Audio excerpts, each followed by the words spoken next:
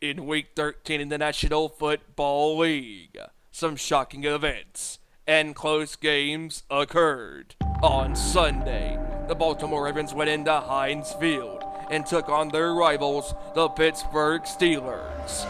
Like all Baltimore and Pittsburgh games in the past, this game went down to the final second in the fourth quarter. Baltimore scored a touchdown with 12 seconds remaining in the fourth quarter, down 20-19. A chance to tie and send the game into overtime. Baltimore decided to go for it all. A chance to win the game. Baltimore drew up the right play. Lamar Jackson threw the pass to his favorite target, tight end Mark Andrews. But Andrews dropped the wide-open two-point conversion. Pittsburgh held on to beat Baltimore. Also in Week 13, Seattle beat San Francisco in a close game as well, 30-23. Hell has frozen over because finally it took them to Week 13. But the Detroit Lions, yes, the Detroit Lions, finally have a victory in this year's season. They beat Minnesota 29-27. Congratulations, Detroit. You finally won your first Super Bowl. Washington beat Las Vegas in a nail-biter 17-15. The Chargers beat Cincinnati 41-22. Tom Brady and the world champion Buccaneers dominated Atlanta 30-17. On Sunday Night Football, Patrick Mahomes and Kansas City continue their hot streak as they destroy Denver 22-9. And on Monday Night Football, Matt Jones and the New England Patriots beat Josh Allen and the Buffalo Bills in a defensive battle 14-10. Tonight, our Nation Sports Show recaps Week 13 and previews all the action in Week 14 for the National Football League. The Nation speaks to you next.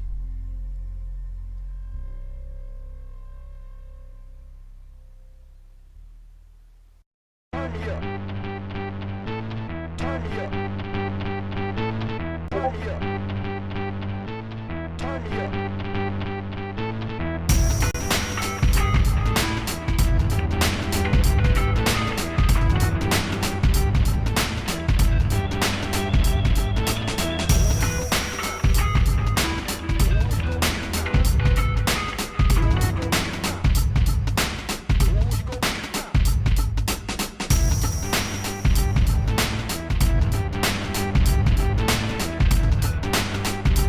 From the gridiron to the court, talking all that is sports. Members of the Busted Over Nation bring to you our Nation Sports Show. Here are your hosts, Ezra Vickery, Joey Thornton, Randy Giron, and Stephen Wyand.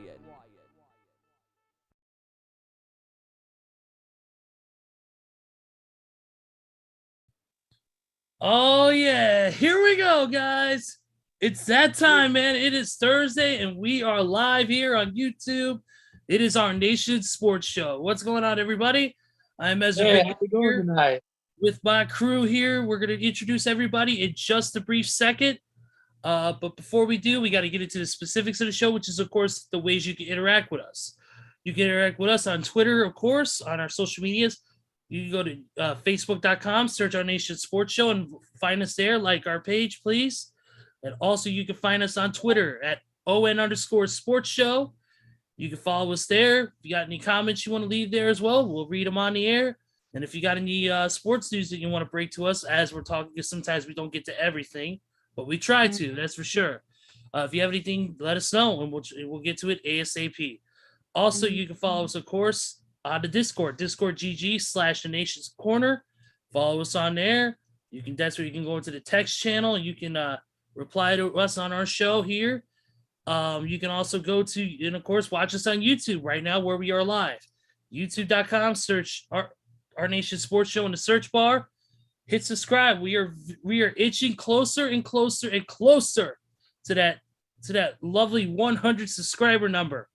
Once we get to that 100 subscribers, then we can make our custom URL, which of course will make it easier for you guys to find us, and it'll make it easier for us to be able to help you guys find us. So please help us out, share, like, subscribe, all that good stuff, as Xavier Woods would say. Now that that's out of the way, the usual spick that I hate saying, but we got to do it to promote this damn show. It's all good, but we are here. We got our crew here. Sans Mr. Kevin Rory, who couldn't make it this week, of course. Kevin, we know you're listening. We know you're watching out there. We'll talk with you next week, brother. We'll see you. But he did send us his scores for the score update later on in the show, which is awesome. And our buddy Joseph Thorne here will read that off a little bit later. Let's go ahead and get started. And let's start with our man taking over for Mr. Kevin Rory this week. And that's our buddy Randy Giron. Randy, what's up, brother? Hey, how's it going, everybody? All right, hey, man. I just want to say I'm happy to be here, and thanks for letting me be a part of this. I'm just a big fan of football and wrestling and everything that you guys talk about, and I'm just happy to be a part of this. Thank you for even considering me. I appreciate it. Absolutely, not a problem, man. It's always good to have some alternatives here in case we need some backup on certain things. Glad you're here. And of course, don't forget, we also got our other alternatives whenever they're available. Our buddies, Mr. Roll Todd Tourmaline, and of course, Sam in Cleveland. Of course, our buddies want to say hi to them real quick and say hello to those two.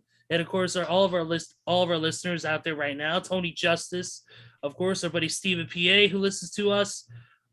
Even Front Row, who likes our stuff. Front Row, what's going on, brother?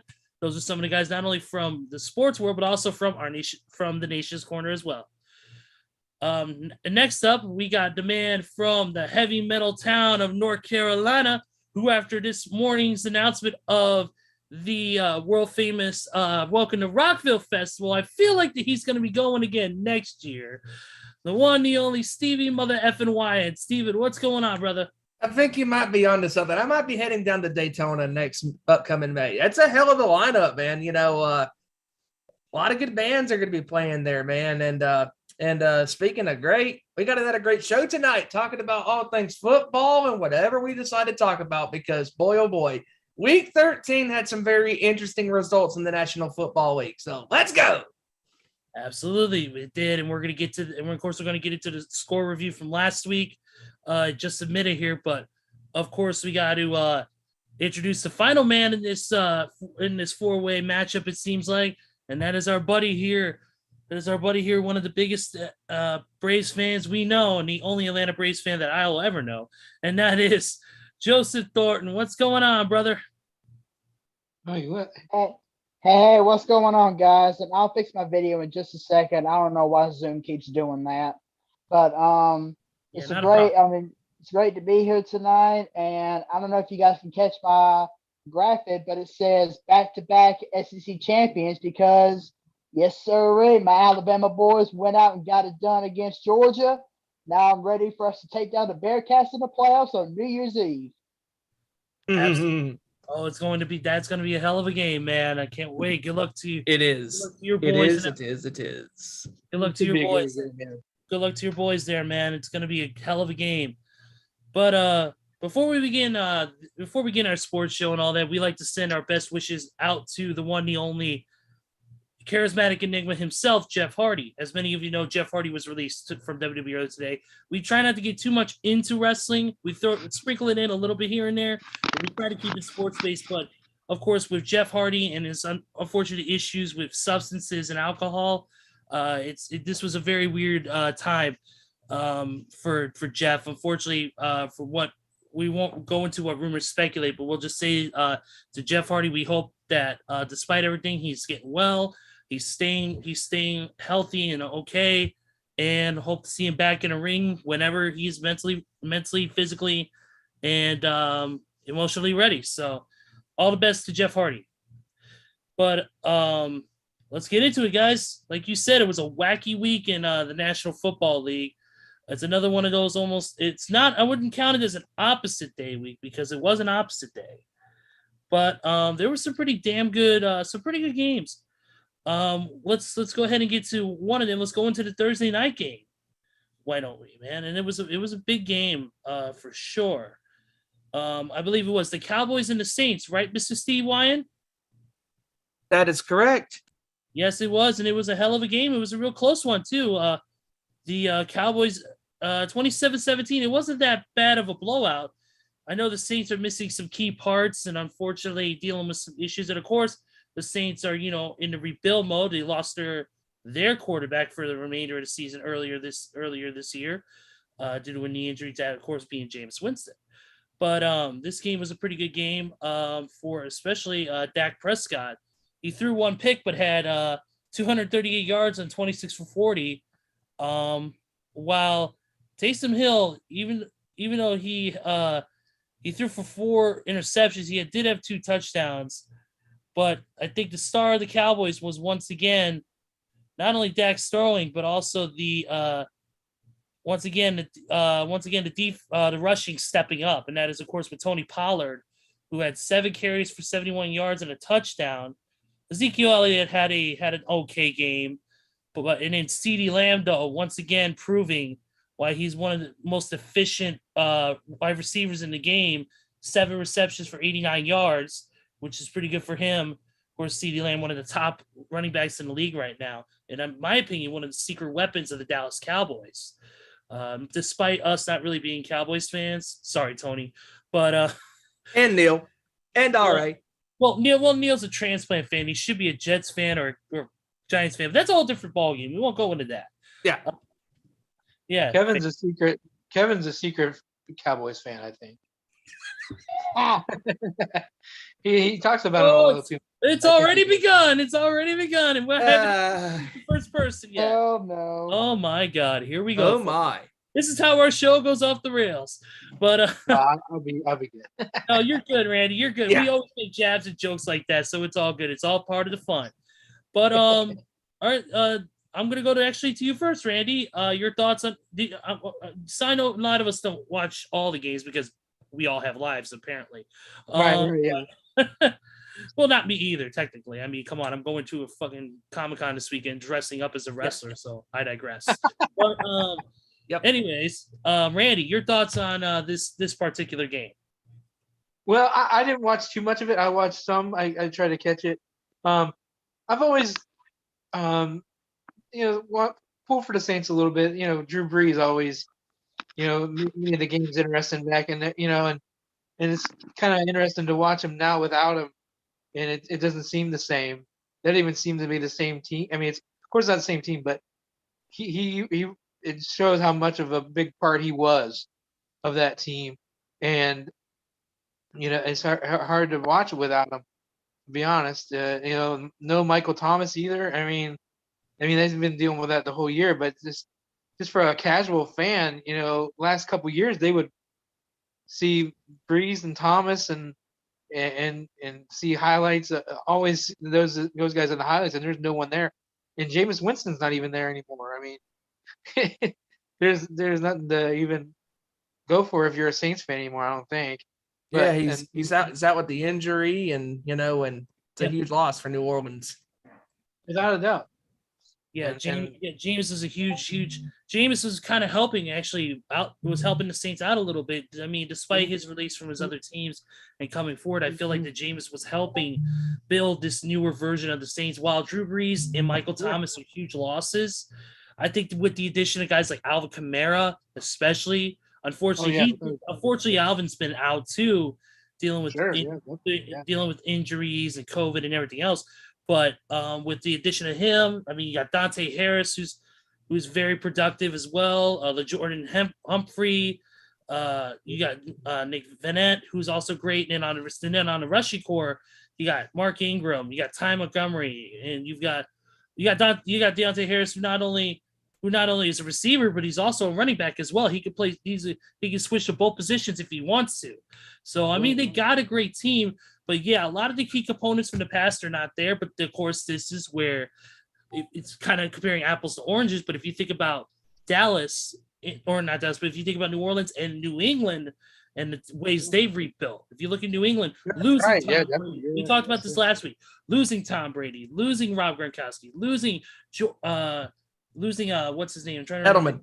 Yeah, Julian Edelman, losing Chris Amendola. Hogan. Yeah, Danny Amendola, losing those guys, losing core members of the receiving or the defense. You look at that. Look at the season they're having, 9-4 right now. They're playing out of their mind great. And you got this young quarterback, Mac Jones, who is absolutely killing it right now. This rookie quarterback who is just absolutely destroying it right now. Yeah. You got him. You got a great team. You got a great team. The receiving core is nuts for the team, and they got a great offensive line, and they're doing really, really well. Now, we hope that for New Orleans, but of course, some of it takes longer to others. It depends on what key pieces are put into place. My thoughts on this game, I watched highlights of it. It seemed like a really good game. Dallas, of course, was on fire once again. They move up to 8-4 now in the league right now, where New Orleans unfortunately falls to 5-7. But the Cowboys are a team that could, to me, I think they can only destroy themselves if they don't play great, if they don't play great ball, which is unfortunately something the Cowboys are known to do and are very prone. We always say that the Cowboys are a team that usually at the end of the season will falter, and especially now that with Dak whose health has been in question. It's been the same thing with Zeke.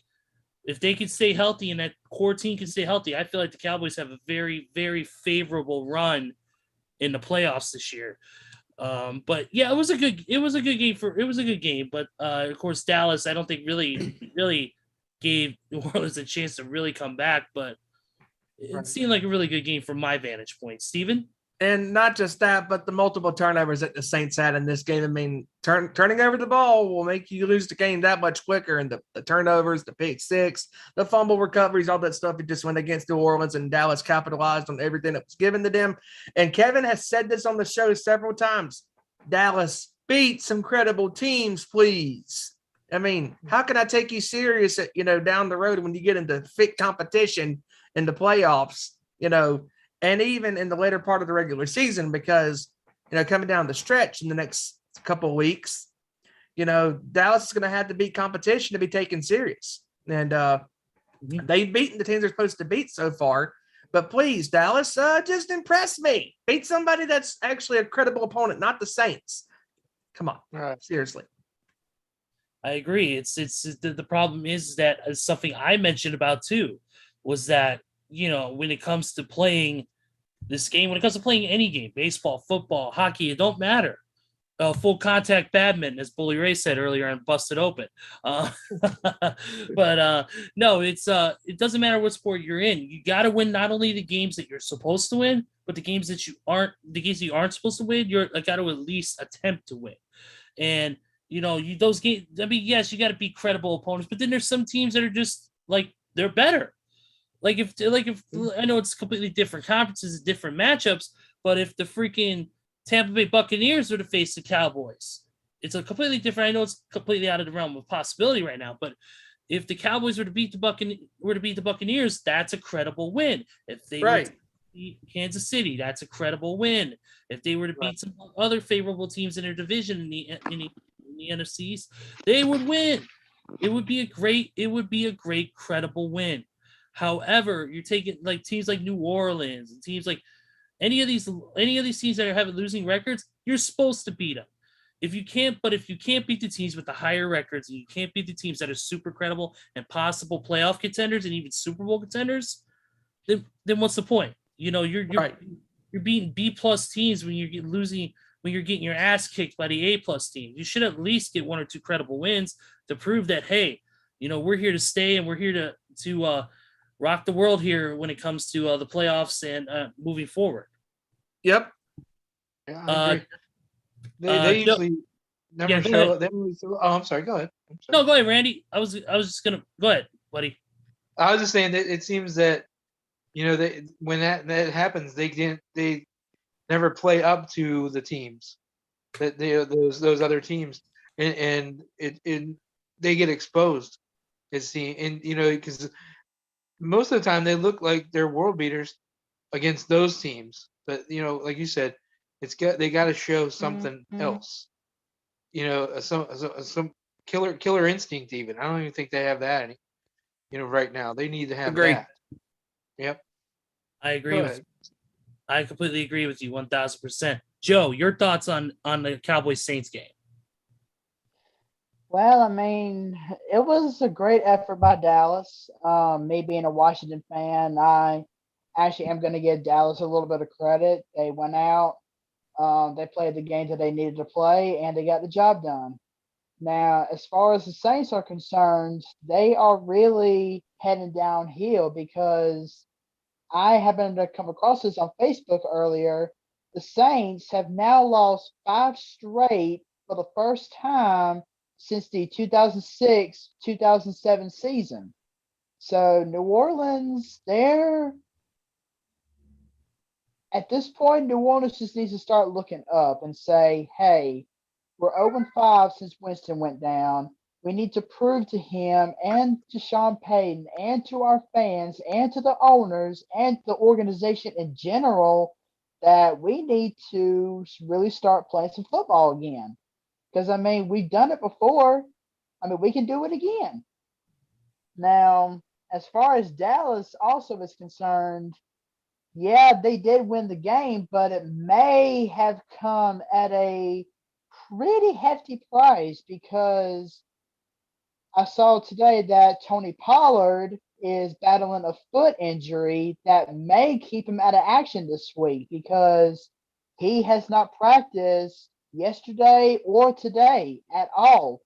So even if he gets in a limited session tomorrow, he might can play. But as of right now, it's not looking good for Pollard to play this week. So, I mean, but it was still a great game. Dak Prescott played another great game. He always does whenever it comes to the clutch moments. But all in all, it's just a great game in general. Yeah, I agree with that. And yeah, it's, like you said, with Pollard being out, it's like you said, those games come with hefty prices, and we'll see what happens with the Cowboys going forward. But moving on to another game that was a pretty good battle, and this is the battle that was I'm not gonna put no swerve, but I'm just gonna say this was a big game, not only for this week, but also for the city of Detroit. Detroit finally picked up its first win of the season as they squeaked by the Vikings 29-27.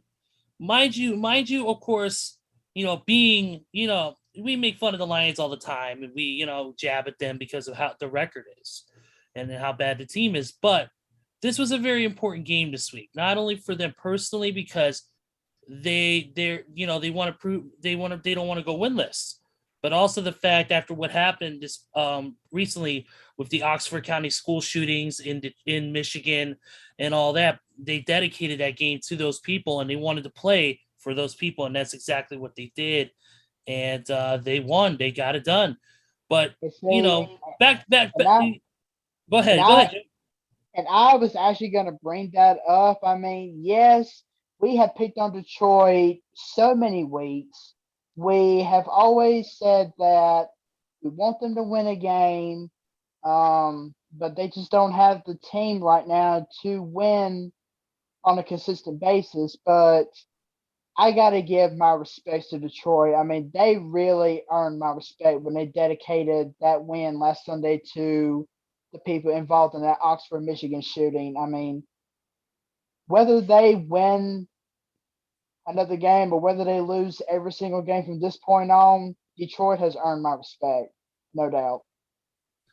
Absolutely. Yeah, definitely earn our respects. Go ahead, Randy. Yeah, I'm a Buckeye, and I even will give them a little bit of props for that, because that was a terrible tragedy. You hate to see that happen anywhere, but for them to dedicate that win to that team, and that's pretty classy. Yeah, it was. That was a great moment for the city of Detroit, and that was a great what a great game by Jared Goff, man. Outside of one interception, he had a great night. 25 for 41, 296 yards, 3 touchdowns.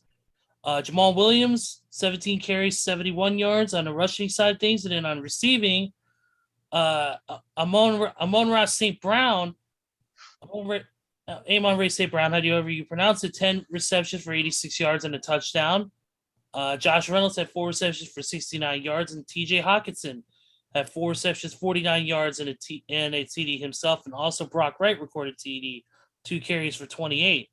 So it was a really, really good game for the Lions playing their best game so far this season. That's for sure. Jared Goff, I think, I think Jared Goff is a great quarterback for Detroit. I just don't know if it's a great fit for the system itself. And to me, I think that's also he's missing some key elements. He's missing an offensive line that can help him out. He's missing players on his. I mean, he's got the offensive weapons that can produce. It's just a matter of them producing and getting on the same page, and that comes from the gameplay. Because the one thing that's been the Achilles heel, and I've noticed that, especially in the game against Chicago from a week ago, from Thanksgiving, was the penalties.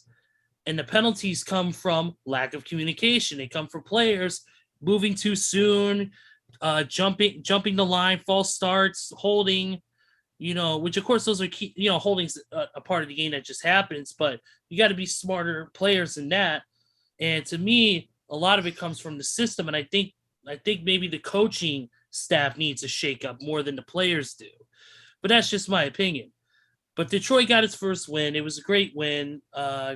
Great reasons for it. Next week, if they lose, however, it's back to trashing Detroit like there's no tomorrow. But I digress. Right? Yeah. Yeah. I work with Kevin, Rory, of course, and we have our little chats where I work, and we're probably I should be working. But anyways, we were talking about Detroit winning, and we were saying they're probably the best worst team, that's out there, because I mean they've been in every game, down to the wire. At least they make it interesting before they break your heart. Just like those Vegas Raiders, wherever they're from now. Mm-hmm. They like to piss me off. Kevin, he also made a great point when we were going over highlights in the chat and everything after the Detroit win or a couple of days after. He actually made a really great point when he mentioned that, just like you said, Randy, Detroit has been in every game. Yeah, they've come up on the short end, but Detroit, if they really would have stuck to the gameplay that they played in, we could be looking at least a 4, maybe a 5-win Detroit team right now. Sure, definitely. Sure. Detroit is playing much better than the Jets. They're playing much better than the Texans. And much better than the Jags. Yeah, I was just about to say much better than the Jags, who, might I digress, have a head coach that likes to get wasted and have women dance on his lap. But yeah. Yeah, but I still don't know how to feel about that. It's not good, but I still don't have an opinion on that. I don't know. Still, the Detroit, they're having a great season. They just can't finish games like they're supposed to. Well, I mean, because they're Detroit. I mean, that's why. That's basically it, I think. Basically it is Detroit. Steven, your thoughts? I mean, listen, as much as we rag on Detroit, how bad of a luck they've had of a season this year, they were eventually they had to win a game at least. I mean, my God, to go winless again would just flat out suck for them again. But thank God they finally got a win. And dedicating that win, to all the, the victims of that shooting. It's unfortunate that that happened, and there's some cruel idiots in this world. And it was really cool by Detroit to do that, and what a class act. And they finally got a win. So yay! Not winless anymore. It would have been the most Detroit thing ever for them to go 0-17. Yes. To prove that they're, to prove they're Detroit. To to prove their Detroitness, trumps everything. We have to go 0-17 just so everyone else can't even say they did that. They at least won something.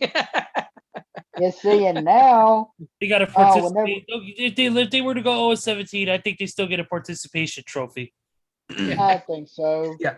You see, and now tonight, I know we're going to go into this whenever we give our predictions, but tonight we're going to see the debut of the Can't Beat Detroit Bowl. The greatest bowl of ever, not the Super Bowl, not the Ice Bowl, the Can't Beat Detroit Bowl. Yeah. Yeah, I think that the Lions' participation trophy would be the cup of ice cream with the wooden spoon. That's half milk, and then of course you get a splinter in your tongue from the crummy spoon, because it's see, and not to mention that's what schools actually have whenever all the great schools are serving out ice cream. It always came. Well, they still have it in Detroit. They say used to have. They still have it there. Oh, they still do. And of course it'll be made in Detroit Lord. Too, so it'll fail. Oh Lord. Oh boy. Okay, moving on from that subject. Sorry. No, because we can sit and rag on Detroit all day. Same thing with the Jets. It's easy. Right. Speaking of the Jets, they got killed 33-18, and we'll stop there and we won't go into detail on that game. But and I really want to skip over the Bears game, but we got to talk about it because my Bears unfortunately lost to the Cardinals 33-22. It was not a good game for Chicago. Right now, Arizona is on another level. It is absolutely insane. They're playing great ball. You've got Kyler Murray back at the helm once again. He didn't have that great of a game, but he had a much better game than Andy Dalton, who threw 4 picks. Oh yeah, you don't have to tell me that. I know Andy Dalton is trash, but so is Matt Nagy. But Matt Nagy cursed the quarterbacks. Hashtag fire Nagy. They beat the Raiders. Get that trending. Yeah, let's get that trending, motherfuckers. Hashtag fire Nagy. At least Justin Fields will be back this upcoming week. Yeah, I agree. Yeah, I feel that the Bears unfortunately had to bear the brunt of Murray returning after all those weeks too. And he was chomping at the bit. They're just a different team. I don't know how Colt McCoy got in there and they trounced the 49ers. I don't even know what happened there, but that's for another time. But the Bears. I think. Kevin will enjoy that comment. Yes. Like I said, the Bears beat the Raiders, so I don't even understand that. See, I wouldn't be surprised if Kevin's shaking his head right now, like he always does on here. Yeah. Exactly. I'm sure he is. Yeah. But no, Arizona played an outstanding game. Kyler Murray is back doing what he does best, and that's throwing touchdowns and throwing a bunch of yards. Completions. Well, actually, Steve, in this game, he didn't have a high yard percentage. He had 11 out of 15, but he only threw for 123 yards. Not bad. Oh, wow. He had 2 TDs, but those 2 TDs. But 2 of those out of the 4 TDs in that game, I believe, more than that. But those 2 TDs or out of the 4 came from him rushing. Oh, there you go. Yeah. He had 10 carries for 59 yards with 2 touchdowns of his own. And seeing that's good, because total yards. That adds up right there too. And he's a mobile QB, which is mobile, back to doing what he does best. Causing damage either on the yard or either on the ground or throwing the ball. And Arizona, man, he's the reason why Arizona. He's one of the main reasons why Arizona is in the position they are right now. They're a dangerous team with him. Yes, see, and notice you guys said mobile, which is something that Cant Newton is not. Cant Newton. Yes. Oh, the hatred for Cam Newton comes into play. Bland Newton. Just a quick little thing here. Jordan Hicks on the defensive side for Arizona had 2 sacks and 2 tackles for loss. And then Brian Murray and Chandler Jones each recorded a sack themselves. So, and then Devon Kennard had a tackle for a loss as well. So that was pretty good on the defensive side of the ball on their end, getting some sacks recorded. And then DeAndre Hopkins, even though he didn't have on receiving, he didn't have big of a game. He recorded a touchdown with 32 yards. And then James Conner had 36 yards on two receptions with a touchdown of his own. So they play great on all ends. They play great on the defensive side, offensive side. Kyler Murray is back. DeAndre Hopkins is healthy. So this is going to be the team to beat. I feel like this. I think the Cardinals are going to be the team that's going to be in the Super Bowl. While we all have our own individual picks and we have our own picks as far as certain teams go, but I just think right now Arizona is unstoppable, especially now that they're healthy. They got Kyler Murray back. They got DeAndre Hopkins back and healthy. They got AJ Green back as well. And while JJ Watt, we always JJ Watt was back. Right now he's out for the season, but still on the defensive side of the ball, they're starting to pick up where he left off, which is great. Where you have those components that are in there that could step up and make those plays when you have somebody missing. So I could say that for Arizona for sure. Chicago, like you said, it was a bad game for Andy Dalton. Very bad game. 4 interceptions. He did not play well. It was just an overall horrific game for the team. I'm not going to put all the blame on Neil Maggie. I feel like Andy Dalton was making some very, very, very critical errors. Seemed like he was going back to his Cincinnati days almost in that retrospect. Yeah, so, definitely. But Justin Fields will be back next week, and that's going to be good. Bring back the young QB that was really making some great progress before the season started. But this will also tell, with Justin Fields back, what is to blame here? Is it just that Andy Dalton's a bad quarterback, or is it Matt Nagy's play calls and the way he puts the game together? That's going to be the real big question this Absolutely. week. Fields returning to the fold. But moving on. I hope Fields doesn't get ruined by Nagy. But yeah, I think so too. I hope he doesn't. I hope he doesn't either. For our team's sake, because to me, Justin Fields is a great quarterback. He's got all the tools. It's just that he's got to have a great system behind him in order to succeed. That's for any quarterback in the league, whether you're young or whether you're a veteran. If you don't have a great system back behind you, your team is going to falter and your team is going to fail. So, and especially with a rookie like Justin, he needs that leadership, not only from himself, but for his own teammates and from his coaching staff.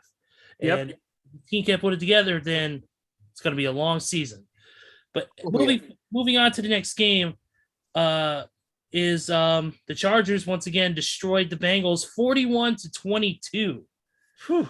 Both teams right now 7-5. Right now the LA Chargers defense has the most sacks in the game since Week 16 of 2016 on their end. So it's a pretty good game for LA once again. Playing great. Let's take a look at some stats real quick, and of course. Justin Herbert threw for over 300 yards, 317 with 3 touchdowns, 1 pick. Austin Eckler had 14 carries, 59 yards and a touchdown. And then, of course, Jalen Guyton, 4 carries for 90 yards and a touchdown. Mike Williams effective even without a touchdown scored. He was super effective. 5 receptions, 110 yards. Wow. And even Eckler on the receiving end, 5 targets for 45 yards. Keenan Allen had 34 yards on 5 targets. So, and Jared Cook 3 targets for 29 yards. So it's and they recorded Austin Eckler also got 2 fumbles and he recorded 2 fumbles, but also like you said, 6 sacks in the game. All the sacks recorded by Drew Tranquill, Derwin James, 2 by Nwasu, and Justin Jones with a sack, and Adderley with a half a sack, and Chris Rumpf with a sack as well. So great playing all around from the Chargers. Let's go to Joe. Your thoughts on the game? Cincinnati may have gotten trounced in this game, but if there's one team that I see Cincinnati trouncing at some point, it's going to be Baltimore, because Steven and I talked about this during the pre-show before you guys even came on. If I could give out the luckiest team right now, it's Baltimore. They're the luckiest team, and of course we'll get more into Baltimore later. But still, Cincinnati is going to wind up really waking up. They're really going to start playing the football that they need to play, and I think they're going to come back and actually win this division, because Cincinnati is just an all-around great team that is put together both offensively and defensively. And I mean, yeah, they came up on the short end of the stick this past week against San Diego, but then again, this is San Diego. So they scored 41 this week. I bet you they'll turn around and score maybe 10 to 14 points this upcoming week. Yeah, exactly. I know exactly what you're saying. It's wild. Yeah, it is wild. Yeah, you're right. Cincinnati is a great team. They got great players, great overall chemistry. Cincinnati is a team that can win their division if they play great ball.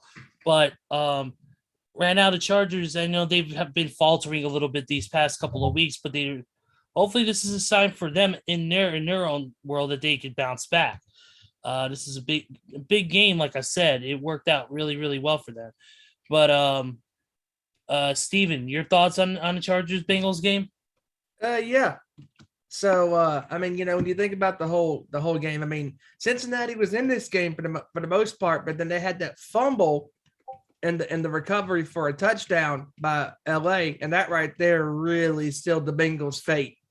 And just they were in the game, and then Chargers said, "Nope, we're going to slam the door on you," and they did. And that's my problem with the Los Angeles this year. The Chargers are one of those teams that they are so up and down. You don't know which team you're going to get one week. They could be consistent one week, consistent another week, and then be flat for the next 2 to 3 weeks. All that stuff, and you don't know which team you're going to get. With this team, and that's what I worry about with this team if they make the postseason, because if matchups don't get in their favor, they could be bounced out of the first round just like that. And Justin Herbert, as great as he is, I mean, he's a solid quarterback. He's got solid weapons around him. The defense is pretty solid. Cincinnati's solid too. And it's just I think in my opinion, the Chargers games this season have not really been consistent 2 weeks off 2 weeks. I think it's been more of like a seesaw thing, because this was the same Chargers team that scored 41 on Baltimore. They scored, and then the next week they scored only 13 on the Broncos.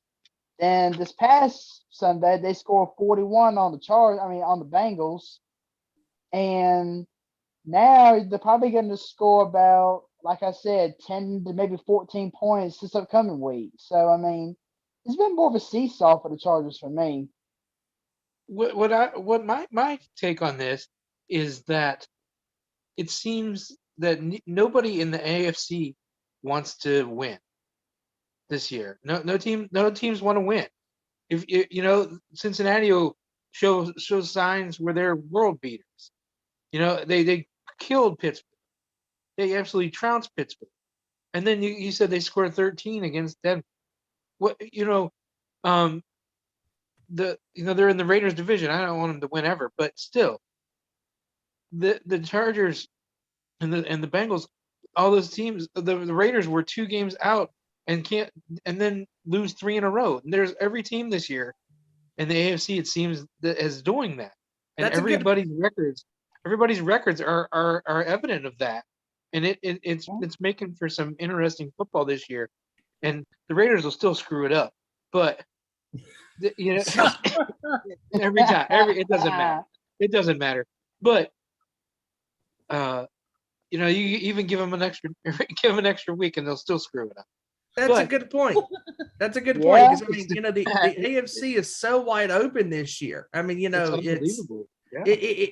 This is the most parity that I think we've all seen in the National Football League this year. And Lance Moto's been on our show a few times, and Lance has always said that's the greatest thing about the NFL is parity. No team is safe in the National Football League.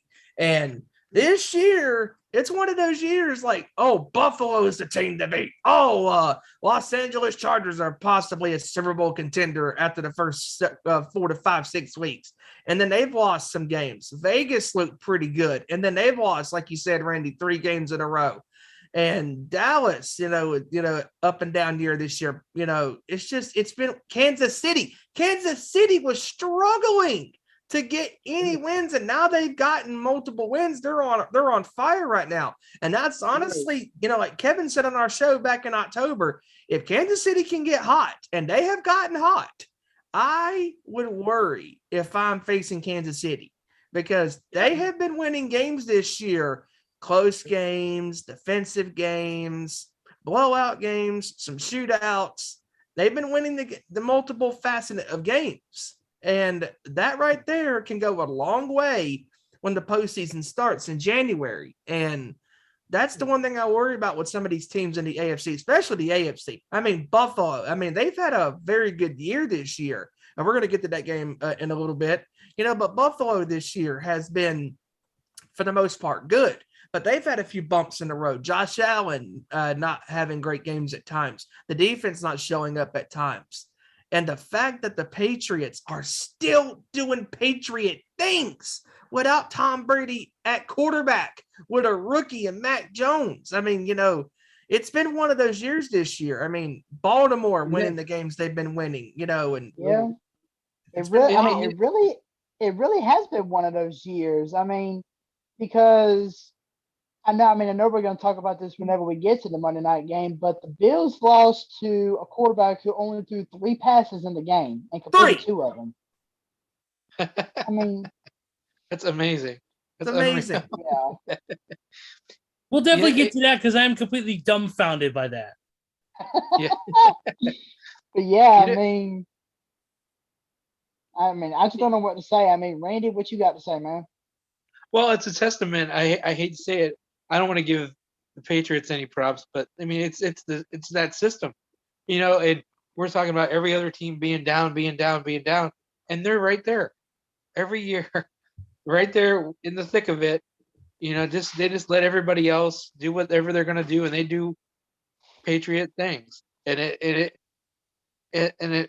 makes you mad, but you just got to sit back and say, man, I wish my team would follow that, or at least even mimic it a little bit, But it just goes to show you.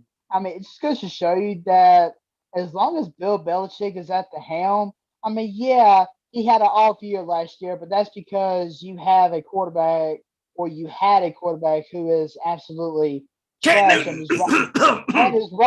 is rocking Carolina's bench, so we speak. But he had a bad year last year, but Bill Belichick, as long as he's at the helm, you're gonna expect a winning New England Patriots football team. Now, we thought they were down last year, but still did good, Yeah. Yep. Whenever Tom Brady left for Tampa, we all thought, even Kevin thought, that this was going to be the end of the New England dynasty. But Mac Jones is reviving it under Bill Belichick's leadership. Yep.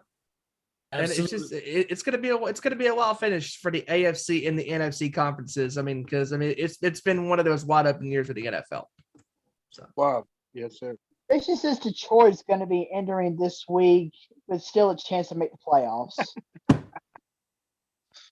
I'm gonna Alec didn't even say that.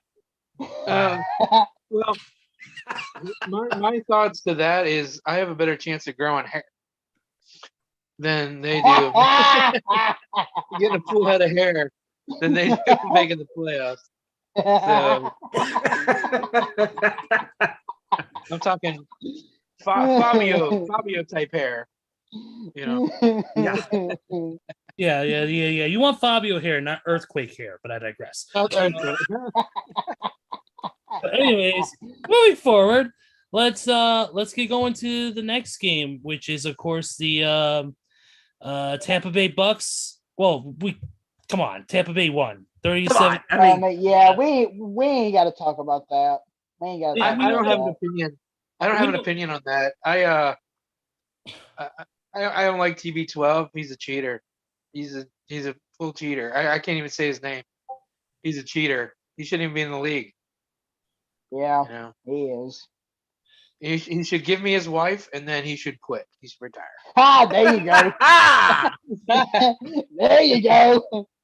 Bastard. I know. Every time I watch a team face the Tampa Bay, I can't watch it. I get more deflated than a football in New England. That's right. Yeah. Exactly. Yes. But I digress. 100%. Yeah. I digress on that one. Yeah, they stomped Atlanta. No surprise.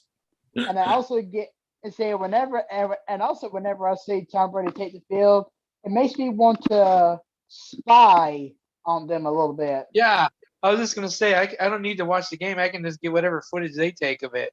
I spy with my little eye. Play 12, 15, 28, and 2.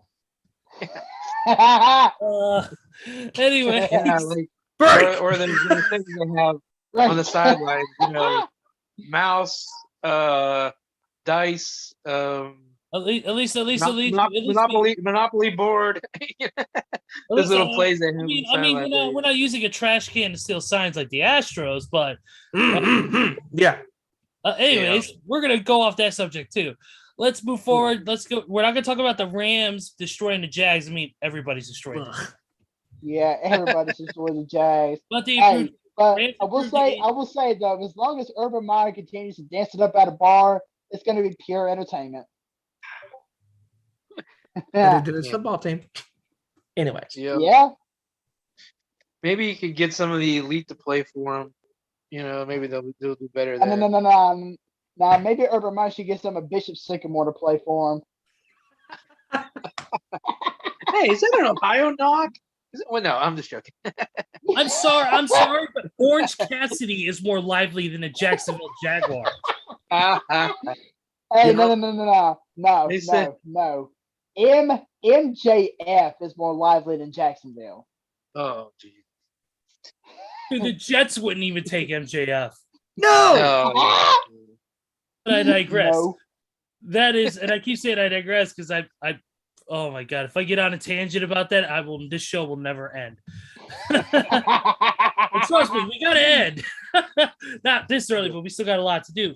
But let's move on. Let's move on to a game that actually involves Randy and Joe. Yes. Oh, you can just skip this. That'd be great. That'd have been all right. Oh no! You gotta understand. No. Yes, bring it on, baby. Nobody is off limits. No team is. I got you. Hey, I do that. That's all good. I'll give him props. I have a good friend down here that is. Sorry, folks. That is a resident, whatever they're called, fan, and I haven't faced him yet. So according to your message from last week on YouTube, it was called the Nameless Team. The nameless players. It was the nameless players. You can't call us the Nameless Team anymore now, can you, Randy? Well, yeah, you can't call us Nameless anymore. I can't even do it. But I just mad that they lost to a team with no name. I can't deal with it. Hey! At least you have something. At least Derek Carr now has something in common with Tom Brady, Russell Wilson, and Cam Newton. Yeah, I know it. They've all lost to Washington. Yeah, that's it. That's may I say in consecutive weeks too, because we are on a 4-game winning streak, baby. Hey, and a perfect winning streak in November as well. Yes. Joe, what do you think they're going to be called when they actually get a name? You know, I have Indians? heard No. so many. I have heard so many names. I really Yeah. have, but there is one name that really stands out to me. One name that I would love to see us get called, and that is the Red Wolves. I've seen that. Name, Yeah, definitely. I mean, that name just really stands out to me. It really does. Because, I mean, we still got the red in our name, so you can still say HTTR and not anything else like that. But yeah, Red Wolves, that name just really sticks out to me. I like that. And I hope It wouldn't be too bad. that It wouldn't be too bad. I hope that Dan Snyder and Jason Wright can agree that Red Wolves should be the best name for us going forward. Do they still have a band? Does Washington still have a band? Like, I don't even know, to be honest. you don't know? I was told that I read somewhere that they had a band, like a high school band. They have a band. I don't know. I think I don't know about they should that. do that. They should still have the band. I think that would be a great thing. They can dot the I in the middle of the field of.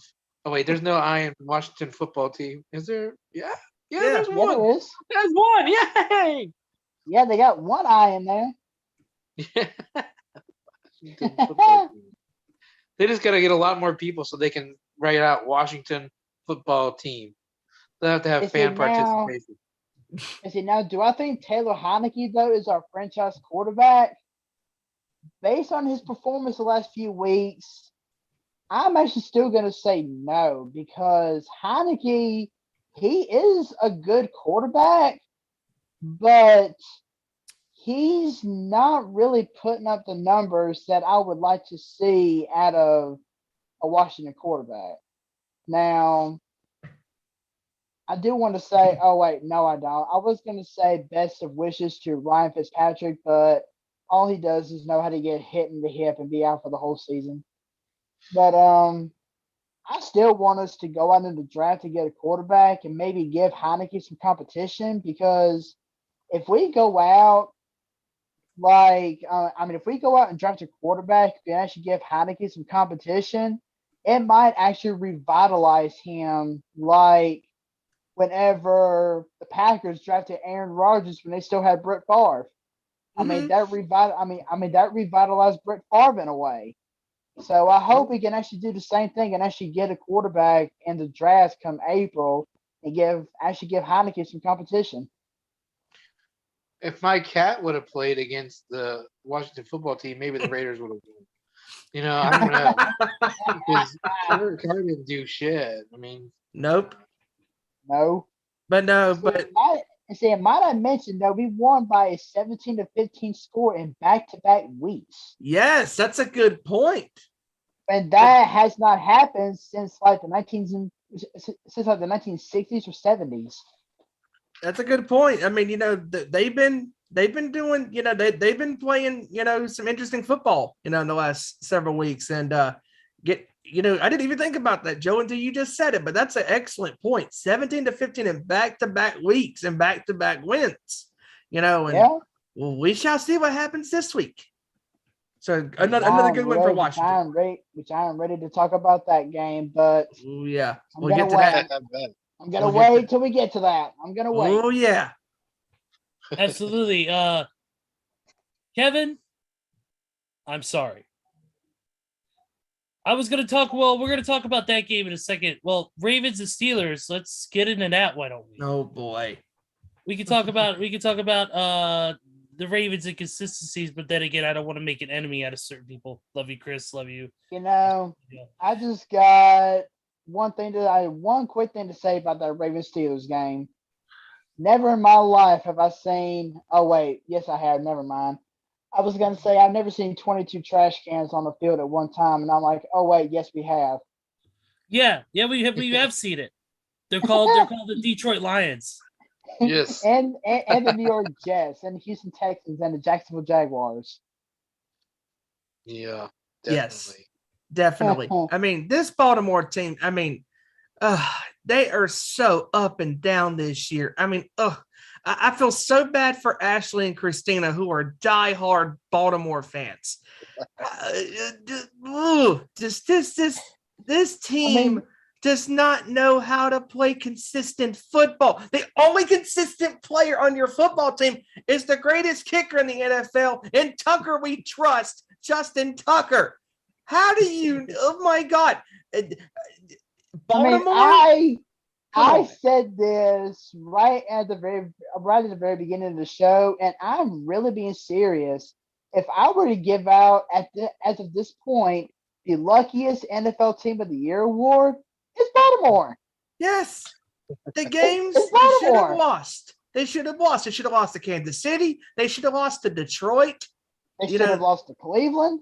Yep, should have lost to Cleveland. Should have lost to Pitt, and then they actually did. They lost to Pittsburgh, and they should have lost to Chicago. Yeah, they should have. Go ahead. Oh no, I'm sorry. I was thinking they played the Lions, but that's not true.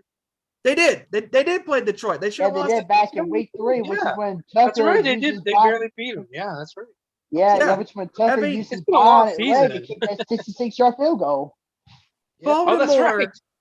Baltimore is so up and down this year, and the fact that you score a touchdown with 12 seconds left in the fourth quarter, it's 20-19,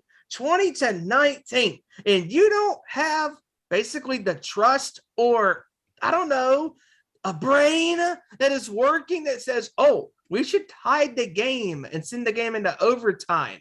That should have been the logical decision to do, Mr. Harbaugh. I don't know why they did that. I mean, that pretty much lets you know right there that even Baltimore does not have the trust in their bionic leg kicker. And they should. Tucker. He's bailed them out multiple times. Absolutely. Man, I don't understand that. John Harbaugh, Lamar Jackson leads the Ravens on a last-second touchdown drive, and you're like, should we go with the tie and let Justin Tucker, the man who has bailed us out week after week, to come in to tie the game for us? I got it, Coach. Should we make a dumbass, stupid move and go for 2 points to try to win the game? I got it, Coach. What? We're going to go for 2. You know what? Fuck it. Let's go for 2. Let's go for the win. We're gutsy all season. Bad move. That's just as bad as them. And Mark Andrews, he has been Lamar Jackson's favorite target, and he dropped it. The wide open 2-point conversion. Drew up the right play, and he dropped it. Hey, Steven, I think I gotta say it. What the hell, bro? Yes, what the hell, bro? That's our what the hell, bro, of the week. Come on. I mean, you go for 2. I mean, and Mark Andrews, you're wide the hell open. Catch the ball. I think you still got a little touch of Halloween. Halloween's been 2 months ago, homeboy. You got some Butterfingers. What the hell, bro? Come on. Why do you go for 2 in that situation when you have the best kicker in the NFL? And urinating tree, I watched his video last night from his recap of Week 13. He said it best. You might have been the top seed for the most part this year. Good luck holding on to that, or even if you make the playoffs, if you go deep in the playoffs, even if you make it. Yeah, because Baltimore is not one of those teams that I trust going forward later on down the season. Because when the pressure heightens, I don't trust them because of decisions like this. You have a golden opportunity to tie the game, send the game into overtime, or defense is getting tired. Pittsburgh's defense was getting tired, you idiots. Are you kidding me? The game is played 60 minutes for a reason, dumbasses. Come on. I mean, yeah, no, Lamar Jackson wasn't great. I'm out here, Steven. Oh boy. Halloween, you got Butterfingers? Really? Like, really? I'm I just go back to that. What the hell kind of fucking joke was that? I'm just saying. I mean, oh my goodness. Oh my goodness. Freaking. It's almost like calling Baker Mayfield a sober Johnny Manziel. Yeah. Dude, your joke is so bad. Russell Westbrook wouldn't even wear it. No, but seriously. No. Cam Newton wouldn't wear it either. Yeah, he'd drop it anyways. Oops. Oh, he would definitely wouldn't try to pick it up. That's for sure. Yeah, he would drop it. He said, "Oh, I'm going to let this drop and not even pick it up." Idiot. Yeah, and then it would be then Mark Sanchez would go to pick it up and it would be a butt fumble. Yeah, exactly. I mean, but I cannot believe this. I mean, Baltimore has gambled all year, and 95% of the time it's worked. But this time it didn't work because it was a 50-50 play. Mark Andrews dropped the ball. Catch the ball, bro. Come on. Absolutely, I agree with that. Moving on to the next game. Sorry, Kevin. 49ers and the Seahawks. Well, let's not even get into that one. That was a trouncing. No, not really trouncing. I'm kidding. 30-23. It was pretty good. I mean, I am going to pay respect to Kevin in this game and not bash them because let me tell you right now. Oh, what a good friend you are. Let me tell you right now, if Fred Warner, if Deebo Samuel, if Dre Greenlaw, if all of them would have played in that game this past week, San Francisco would have trounced Seattle. They would have trounced Seattle. I'm pretty much guarantee that. Seattle just got lucky. Seattle just got lucky that they had to. They pretty much got lucky that they could not play San Francisco's top players, and because of them missing the game, that's why Seattle won. They didn't win on skill; they won on pure luck. I didn't really see it, but did they scored a fake punt? Did they do the punt where they had they brought the baby on the field and then ran down the field like on the Geico commercials? I missed that. Oh, yeah! 73 yards. I mean, they must have did something like that. I've never seen a fake punt go that long. That is terrible. I missed it. I don't know. Maybe I'll have to ask Kevin at work to see what happened. God, that is awful. But maybe that's what happened. That is god awful. Oh, terrible. Oh God. Just like my Butterfinger Halloween joke, terrible. That joke is horrific. Okay. I am sorry. I heard that. I couldn't even laugh. I just bowed my head in disgust. I couldn't believe it. I couldn't believe it. What the hell? This is what happens. This is what happens when I leave for 5 seconds and leave you in charge. No, okay. Love you, Steve. He's the inventor of this fucking show. You know, we can't do it without this guy. Oh, yeah. Well, we did prove we could do it when he was at Rocco, but he was busy rocking out, having a great time. Yeah. But moving on. What happened to Joe? Sorry. Joe disappeared. I don't want. He disappeared. Washington's name. I don't want you guys to see me crying my eyes out because of laughter. He disappeared quicker than Washington's name. Hey, come on now. Come on now. Oh. Come on now. Come on. All right, let's go. He disappeared quicker than LeBron did, as always in the fourth quarter. Oops. Oh, damn. Oh, come on. Come on, Steven. That's worse than the Mark Andrews Butterfingers joke. No, that was actually no. That's better because it's legitimate. Yeah, it's legit. It's like the Family Guy quote. It's funny because it's true. That's right. But anyways, moving forward, the Chiefs beat the Broncos 22-9. Chiefs are now won 12 straight games versus Denver, and that's the end of that game. Moving forward, let's get to this Monday night game we were talking about. Oh boy, 14 and Patriots and the Bills, right here. Let's review the stats for New England, shall we? Shall we? Okay, let's go. Let's go to the Bills first.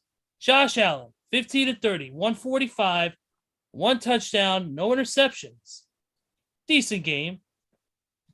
Mac Jones, 2 of 3, 19 yards. Not a single fucking touchdown throw. What saved him? The rushing. Damian Harris, 10 carries, 111 yards and a touchdown, baby. Oh my God. Did New England go back into a time machine? Because that was old school football right there. I mean, oh my God. 2 of 3. 2 of 3. I'll say this, the wind was blowing like hell, 25 to 30 miles an hour. 15-yard punt. 15-yard punt. Need I say more? Yeah. It was, I know, Ezra, it baffles you how he only threw 3 passes in the game, but it was honestly smart coaching by Belichick in this game. I mean, it's just very, very smart to pound the ball, because it was going to be a tough day throwing the ball, a tough night, throwing the ball in that wind and with those conditions. And, man, that was such a hard game to pick. And, some of us picked the Patriots, some of us did pick the Bills, but we did know it was going to be a close game, but we did not think it was going to be that kind of a game, a defensive battle. It was crazy. Crazy. Yeah. I'm not saying it was like a totally old school game, but I think somebody had on a leather helmet. That's how old school that game was. Yeah. Yeah, it was a really, really old school game. Definitely, it seemed like just great rushing, great. I mean, there wasn't a lot of passes. There was more passes on Bills end, like I said, more passes from Josh Allen, but it was a really, really good old school style game from New England. They played well. It was a close one though, especially when you're trying to play that type of play in today's game. It's going to be a closer game. So, but New England played great once again, showcasing what they're all about. 9-4 now in the league, really, really, really making some noise. This is the team I talked about a few weeks ago that I said was going to be the surprise team of this season because of the way they're playing with a rookie quarterback, with new players all around, a rebuilt system, and they're just absolutely killing it. They're doing a great job, and I am utterly shocked by the results, and it seems like they're going to be a threat going forward to any team. It doesn't matter. They're winning the games they're supposed to win. They're playing great. They're playing great ball on all ends, offensive, defensive. So I feel like that this I feel like New England is going to be a force to be reckoned with come playoff time. They scare me, come playoff time, because man, just when you think they are down and out and the new guard is fixing to come in, Bill Belichick strikes back. And just a hell of a season for New England this year. Definitely. And it's not even the players that they've spent all that money on either. Like it's those running backs they got by committee that are rushing all over the place too. They spent all that money on tight end. I can't think of the tight end and the Aguilar and all those guys. Henry, was it Hurst? No. Henry, what the hell is his last name? He used to be with the Chargers. Hunter Hurst, isn't it? Hunter Hurst Helmsley. No. Triple H? No. Yeah. Hunter right. Henry, right? Yeah, right? Hunter Henry, yeah. Yeah. Yeah. I mean, they've done it, with players that aren't big names. It just goes to show you that you don't have to have these big names on your football team to be successful. if you have a great system, like the Patriots obviously have all these years and still do to this day, you can be successful with any player as long as you can get them acquainted with that system. Yeah, they're bastards. Great team. Sorry. Yeah, absolutely. And that calls for the end of the score review from last week. Real quick, we're going to get into the scores of some current games going on right now in the main four sports. And of course, those games going on right now, we got ourselves a little bit of some NBA action going on right now. We got the Jazz and the 76ers. Jazz leading 61-54 right now at halftime. We also got the Lakers and the Grizzlies right now knotted at 0. The game just started. And then tonight at 8:30 Eastern, right now San Antonio will take on Denver Nuggets. All right. So that should be a decent game on the NBA side of things. And then on the NFL tonight, we got the Steelers and the Vikings, which we'll get into the scores on that a little bit later on. Well, in a little bit here after I read some more quick scores off. Tampa Bay Lightning are leading the Toronto Maple Leafs in the NHL right now, 3-2 in the second. The Anaheim Ducks and the Blue Jackets are tied at 1 apiece in the second. Predators and the Islanders are tied at 1 apiece in the first. And the Red Wings and Blues sitting at 0 in the first. Bruins and Oilers will play at 9 Eastern on ESPN Plus, and so will the Stars and the LA Kings. They'll play as well at 10:30 Eastern on ESPN Plus. And of course we got some other games going on. Some NCAA men's basketball going on. Some good games going on right now. Purdue and Rutgers going at it. Close one, 36-35 at halftime. And tied at 56 in the second quarter right now. Texas is Seton Hall. And also on the women's side, UConn, Georgia Tech going at it, tied at 37. Indiana, the Hoosiers beating Fairfield right now, 62-29. Woo! And then the DePaul Blue Devils, which of course DePaul plays at the Wintrust Arena in Chicago, where AEW is held a lot of times. They're currently up on 6 against the Kentucky against the Kentucky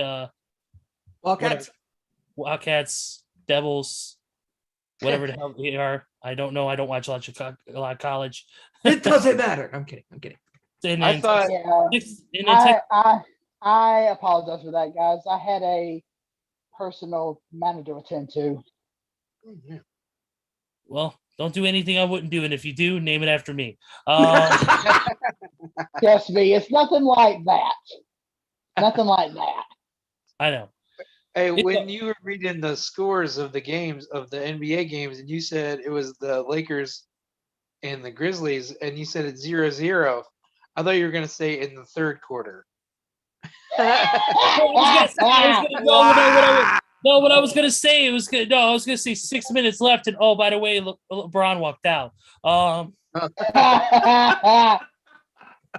I really thought you were going to say, it was like you stopped, and I was like, Twilight Zone. I thought you were going to say in the third quarter, 0-0. I was like, oh, okay. It wouldn't surprise me. Memphis, who is that scored the lowest points this week? Was that Memphis? I believe so. I believe it was. They got blown out by 73 points, yeah. Oof, not a good day. Yeah. No, they had the ball boys were playing in that game. Yeah. Yeah, that was almost whenever I played that Lakers Bulls game, in which back in 2K9 when I beat the Bulls 164-92. Yeah, when you told me that, I was like, dude, get out of here with that shit. I mean, he said Kobe only had 10 steals in that game. I'm like, dude, come on. Yeah, he had 10 steals by himself. Damn. No lie. Anyways. Yeah. Anyways. Let's see here. 1 second. Also, really, there's no other scores going on, so that's the end of the score update.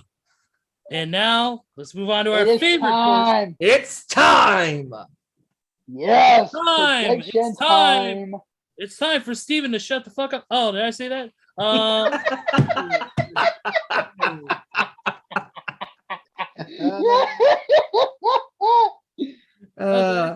that's great. Okay, here we go. First game of the week, which officially kicks off in just a minute. The greatest bowl of all time. Yeah, we're not going that far on this one. I'm not faking you out on this one. This one is, as MGF would say, it's mid. Pittsburgh Steelers and the Minnesota Vikings at US Bank Stadium in Minneapolis. I'm going to go first. I am going to go, and especially with this stat, Kirk Cousins is 8 of 17 career record in primetime, 1-4 on Thursday Night Football. Oof. I'm going to go with the Steelers. I'm going to go 23-17. Oh, Okay. Randy, you want to go next? Sure. Yeah. They're hard to pick. Both these teams are up and down. This all the teams have been this year. But Detroit lost to the Lions, or Minnesota lost to the Lions. I mean, give me a break. But I think Pittsburgh will just, find a way to win somehow. I say 20-17. yeah, and the Vikings will find a way to lose probably. This game is it's so hard to predict. I mean, like you just said, both of these teams are up and down. But if I'm looking at the stats, like you just said, Ezra, that's not a good primetime record for Kirk Cousins. Not a good record. So I'm going to follow the stats and say Pittsburgh in a close game. Sorry, Minnesota, you're going to lose probably another close one, 23-20. All right, and like Ezra said earlier, I'm going to be reading out Kevin's score, so I'm going to be going in and out because I'm going to have to go back to the group chat every single time to look at the game prediction. So let's see, Kevin saying, oh wow, he's actually going Minnesota 27-19. Okay, I can see that. Cocaine is a hell of a drug. But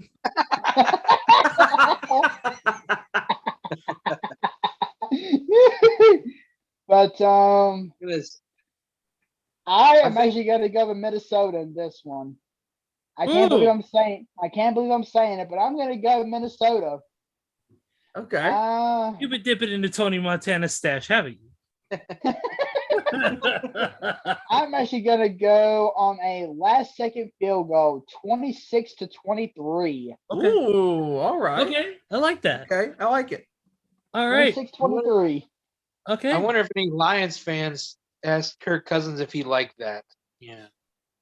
I think too. Lions fans are too busy partying right now from last week. Yes, especially Guido. You like that? Yeah, all right. Next one here is Cowboys and the Washington football team at FedEx Field. Huh.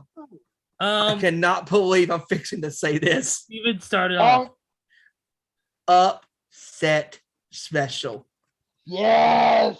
This is because he hates the Cowboys. This is for no other reason but that. Upset special. Washington continues the hot streak, baby. 27-24. Okay. All right. I'm gonna go. Let's see. This game is Cowboys versus former Indians. But I think Washington, the soccer. Oh wait, I mean the football team. I think they'll pull it out. I think 24-17. That's what I. Randy, you're just sour because we beat your Raiders last week. You're just sour. What is it? Because I have all this Raiders stuff behind me that I'd be mad about? Oh yeah,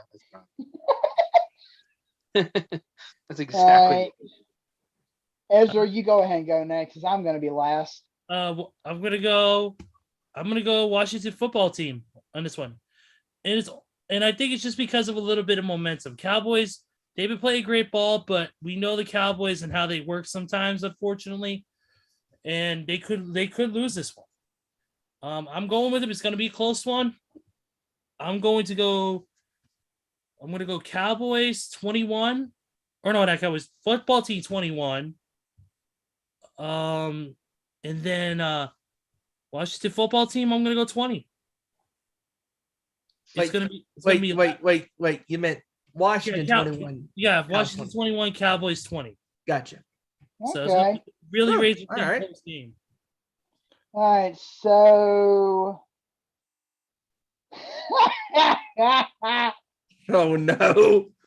Uh-oh. oh Lord. Kevin's saying Washington, what you call them? Yeah, I remember seeing that. Yeah, Washington. Yeah, Washington, what you call them? 26, Cowboys 24. So wow, we're all picking Washington. Yeah. He almost got your score there, touchdown. Steven. What you call them? I'm sorry. All right, so now it's time for my score. Oh, you guys are being generous. I'm not. Oh, I'm really? not. I am not going to be generous because, like I mentioned earlier, Dallas could be without Tony Pollard. So that pretty much takes away the run game because we all know Zeke is Ezekiel up Elliott. and down. Let's call a spade. He's up and down. Yeah, because we know Ezekiel Elliott and Randy, even though Zeke is a Buckeye, I gotta say Ezekiel Elliott ain't worth two shits in my eyes. He's not this year. He ain't worth two shits in my eyes. Somebody donate him to the Salvation Army. So he can't even donate his shirt. He wears half shirts. Oh, good. Sorry. Since the game is in Washington Stadium, you better believe those fans are going to be chomping at the bit to see Dallas suffer. So I'm going to go Washington 27, Dallas 14. Whoa. Okay. 27 to 14. Okay. Absolutely. All right. Next game, Jaguars and the Tennessee Titans at Nissan Stadium in Nashville. Oh God, I wonder who dear Urban Meyer's God. gonna have dancing in his lap this week. I've always said if I could, I'm loyal to the Bears 100%.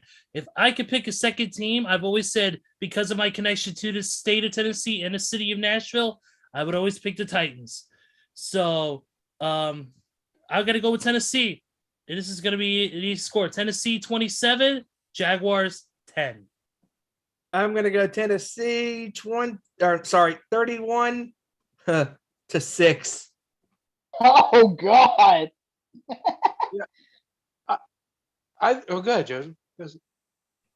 All right, well, let's see. Kevin is saying Titans 21, Jaguars 3.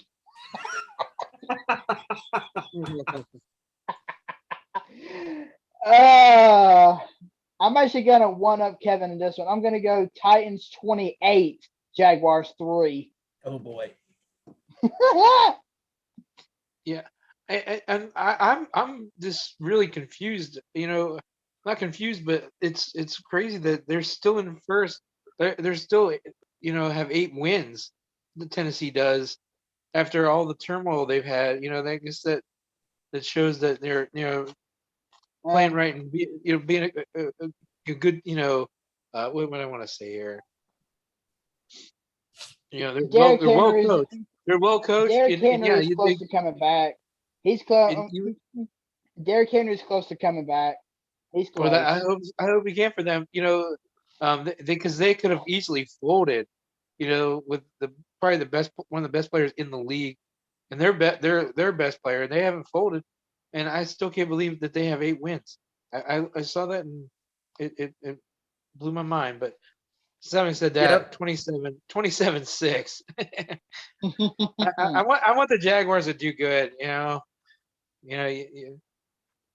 Wrestling fan, you see them all the time in Jacksonville all the time, and Yeah, so you're gonna get You want Jacksonville them to do 2 field good goals so instead they of can one. sign more wrestlers. Oh wait, what's Yes, that? you're actually gonna get Jacksonville 2 field goals instead of one. Yeah, yeah. I think I call that being nice. What do you say, Steven? Yeah. I say nice. Yeah.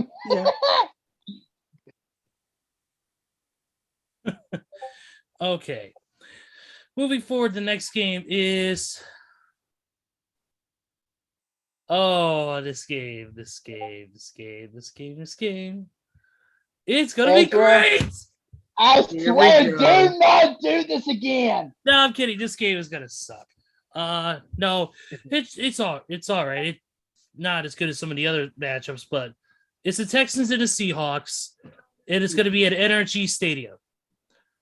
It's not going to be all right. See, Yeah, I was being modest.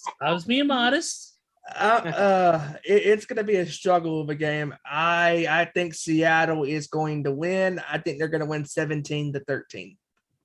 Oh, okay. Now Jamal Adams is out for the season. Yes. So that's big for Seattle to overcome. They've overcome everything else this year, and when Russell Wilson is on, he's hard to beat. So yeah, I say 27-14. Oh, I'll give wow. the Texans. They're gritty, but not good. yeah. Yeah.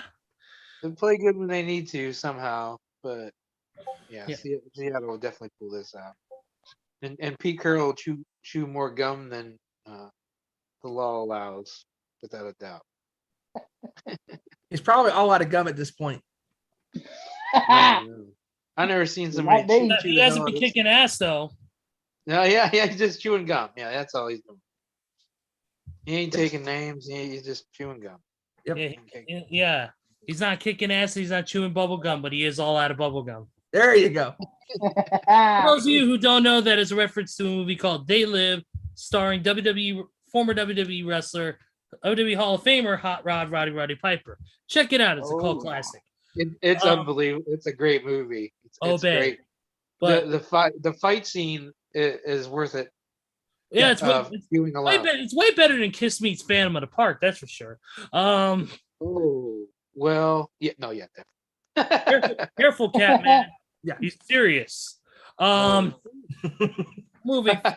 All right. My score on this game. It is. I'm gonna go with Seahawks 24, Texans 7. Okay. Okay, so Kevin is saying Seahawks 23, Texans 13. Okay, and I'm actually going to copy Kevin's score. I like that, 23-13. Okay. All right. Next game is the Raiders and the Chiefs at Arrowhead Stadium. Little fun fact here. Kansas City has allowed 11.2 points per game since week 8, the second fewest in the entire NFL. Wow. Interesting. I'm gonna go here. I'm gonna roll with the kind of the hot hand here, and that's Kansas City. I'm gonna go with them. It's gonna be a great game. I'm gonna go Kansas City. I'm gonna go Kansas City 31. The Raiders 24. It's gonna be by a touchdown. I'm going to go with Kansas City on this one and a close one, 28-24. Okay. Okay. Well, Right. I think it's going to be a shootout, without a doubt. But I think I want to say the Raiders are going to pull it out, but it's hard for me. Actually, I'm not going to. No. I don't know. It should be close. I think 28-31. I'm gonna go with the upset with the Raiders. Wow. Okay. Big surprise, right? But no, I think it's they're due. I don't understand. They don't know when to win and when not to win, and I just think they'll win in spite of themselves somehow. Joe, before you give the scores, quick note. Just to get back to that Vikings game that's going on right now. Dalvin Cook is back in the lineup this game. Oh. Yep. It was announced that Dalvin Cook would be back. So, just 11 days after dislocating his left shoulder. So Nice. See how good Dalvin plays tonight. But Kevin, your scores, or not Kevin, Joe, your scores for the game, including Kevin's score. Yeah, so Kevin is saying the Chiefs 31, the Raiders, but they lowercase r 29 in a shootout. I'm surprised he didn't say negative. By the way, may I just say, Steven, when you were gone at Welcome to Rockville and you gave me your scores, it was like I had trouble reading it. It was like one big ass freaking long. Right, because I noticed looking at Kevin's scores, I'm like, oh, he's got it written it better. So it's like one big ass. Steven, it's like one big ass run-on sentence. Yeah. So what I'll do next time, if I decide to go to that festival, I'll write my scores, for some of these, for these games, and where just write the score. Either put a fucking comma or do the fucking enter key. Face it down, do something, man. It was like reading a long ass run-on sentence. Exactly. It looked like an auctioneer typed it up. Yeah. My score is going to be a little spaced out. I'm going to go Chiefs 34, Raiders, I'm going to say 21. Ooh, all right. All right. Oh, no. Oh, if you're a fan of both of these teams, you might just want to go ahead, grab yourself a couple beers and grab yourself some wings. Eat with your family. Go to church. I think I know what game you're about to talk about. I think I know what game you're about to talk about. It's the Saints and the Jets. Yes! Oh my God! No! No! Ow! No! Yeah! At MetLife Stadium. Oof. People be coming home from church going, "Oh Lord, this game's on TV." It's on CVS. Oh God, no! Why? Because Oh, I'm gonna go with New Orleans because how the fuck do you lose to the Jets? Please don't do this to me.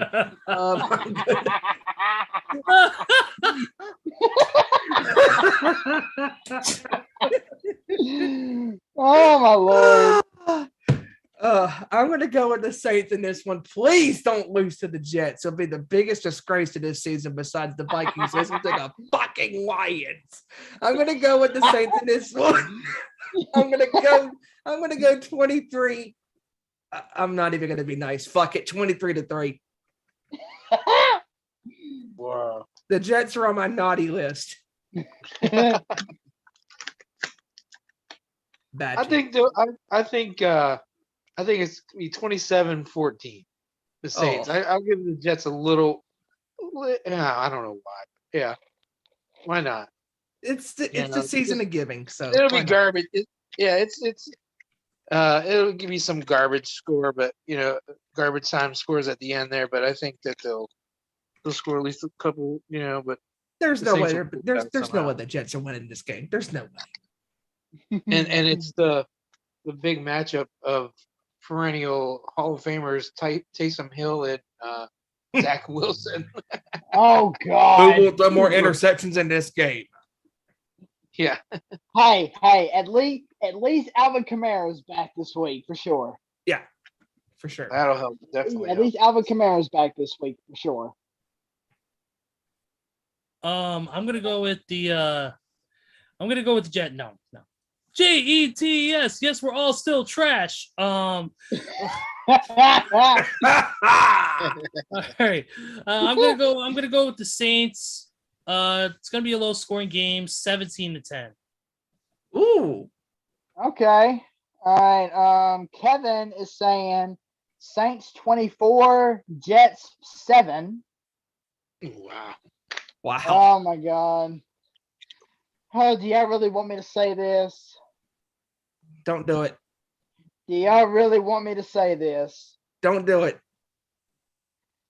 I am going to do a first, possibly a first, Oh, because this is my first year being on the show. But for me, anyways, it's going to be a first. Uh-oh. I am actually going to go with a shutout. What? I am going to go with a shutout here. I think it is going to be 24-0. Wow. Okay. I'm going to go with a shutout here. Okay. All right. Wow. Yeah, so what do you guys think about that? It wouldn't surprise me if it happened because it's the Jets. Yeah. Exactly. That is exactly why I'm going with that, because it's the Jets. Absolutely. Next game is between 2 5-7 teams, the Falcons and the Panthers. Oh, I forgot Scam Newton. Can't do. Yeah, and and not to mention, guess who's going to be watching this game? Not from the sidelines or the locker room, but his home, sitting on the couch. And that's Christian McCaffrey. Yes, he Back on will. IR once again. So he's I going heard to be sitting at home watching this game.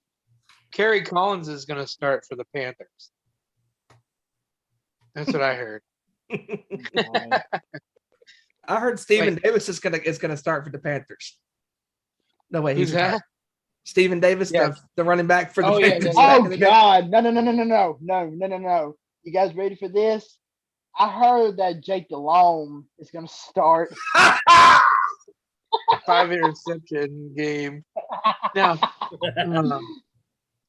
This is the Falcons should not lose this game. I show no remorse towards Scam Cant Newton. I'm gonna go with the Falcons in this one. I'm gonna go 17-14. Atlanta. Sorry. Okay.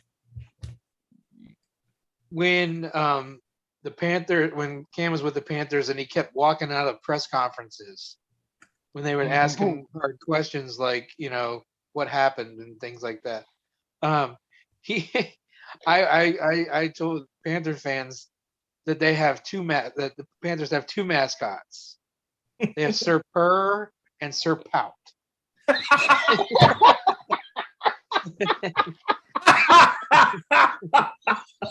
So that's how that goes. Oh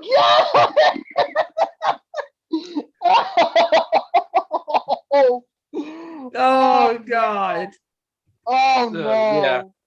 So that's how that goes. He showed that, with great enthusiasm after they lost to the Super Bowl with the Peyton Manning and the Broncos 24-10 at Super Bowl 55 years ago. So, yay! Good job. Steven, time out. I did not understand half of what you just said. Yeah. You were speaking so fast. It was like, can I get 500? Can I 500? 500? 500? Can I get 1,000? 1,000? 1,000? I don't want to answer. I might have given him my credit card number for something. I don't know. He was talking so fast. No, but Cam Newton has shown so great. Cam Newton has done such a great job of walking off the press conferences going, I didn't do it didn't go our way. Yeah. Just like I want this Sunday. Sir Pout. That's it. I like that. That's great. That's great. But Let's see. Kevin is gonna go. Oh boy. He's going Falcons 20, Panthers with a lowercase p 13. I'm going Falcons 24, Panthers 10. Okay. I'm actually going to go with the Panthers 20, Falcons 17. I'm going to go with What? the Panthers. He's doing this. After all that? He's doing that just to Mr. piss Rumble. off Kevin. That's exactly what he's doing. Oh dear God, dude! You know I've Kevin is gonna. known you for a grand total of an hour and a half, and I already know your secrets. He's already got you scouted, brother.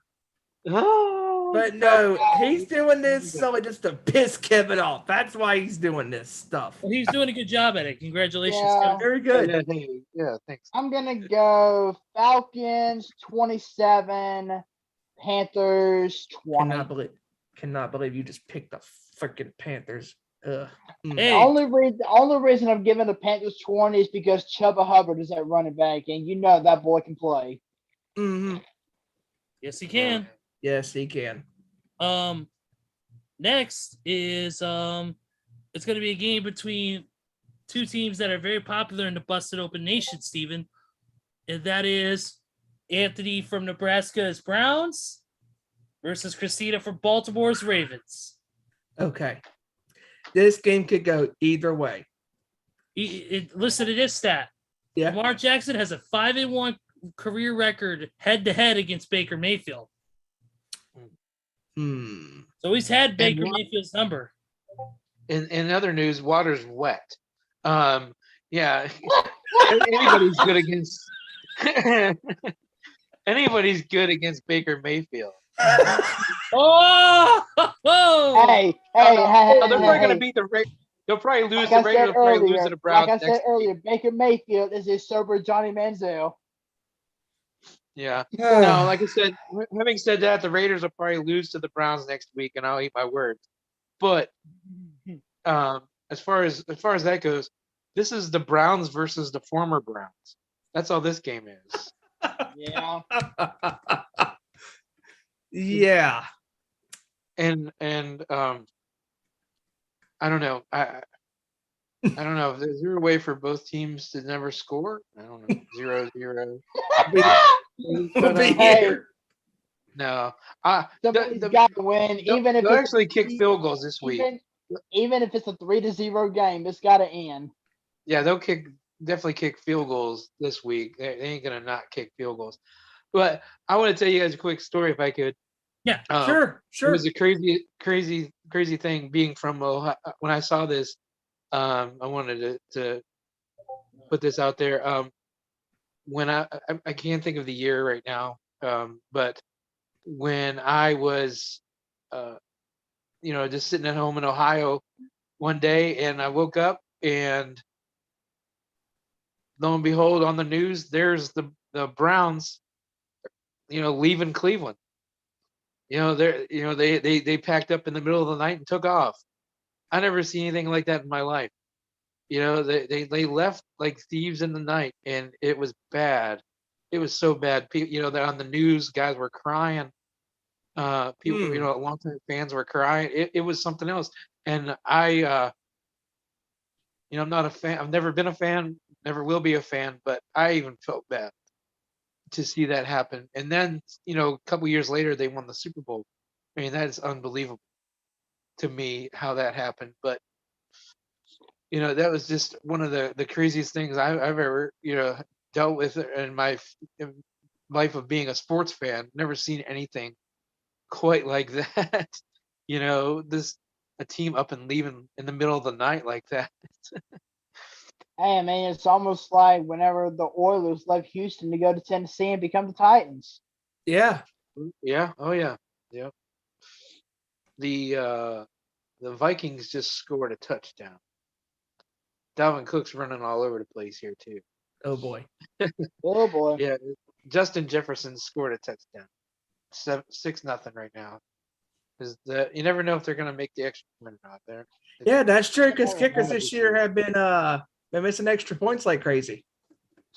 Yeah, but that's because they're having to kick on the 15-yard line this year and not the 2-yard line. Yep. Yeah, but this game, this could go either way. I mean, we could get the Baltimore team that's been lucky for the most part. Oh my God! Right on cue. Nice. Right on cue. Right on cue. Yeah. Wow. That's Live. probably what Troy Aikman and the other guy are saying. Probably. Hmm. Oh my lord. That's terrible. Terrible. Terrible. All right. But Scores? yeah, Kevin is actually gonna go with Cleveland in this one. He's going Cleveland 17-14. Okay. I'm going. And Okay, go ahead, Joe. I'm gonna say I'm gonna allow Cleveland to give Baltimore a taste of their own medicine. The Ravens won 16-10. This time the Browns are gonna win 16-10. Okay. I'm going with this. I gotta go with the Browns just because of the Ravens' inconsistency lately, especially after what happened last week. I'm gonna go with the Browns. I'm gonna go 20-14. I think the Ravens are gonna smoke them. And then former Browns 27, current Browns 14. Wow. This game could go so many ways. I mean, I am. Yeah. They really could. I don't know. I mean, I am going to go. God, I don't even know at this point. I'm going to go with Baltimore. I don't feel good about it. I don't feel good, but I'm going to go in kind of an odd game. I'm going to go 19-17. Okay, that's fair. I don't feel good about it. All their games have been close this year, so that's a pretty good. Yeah, that's a pretty safe bet. Pretty good take. Yes, sir. Okay. Huh. All right. Next game is this will be the first mid-afternoon game right now.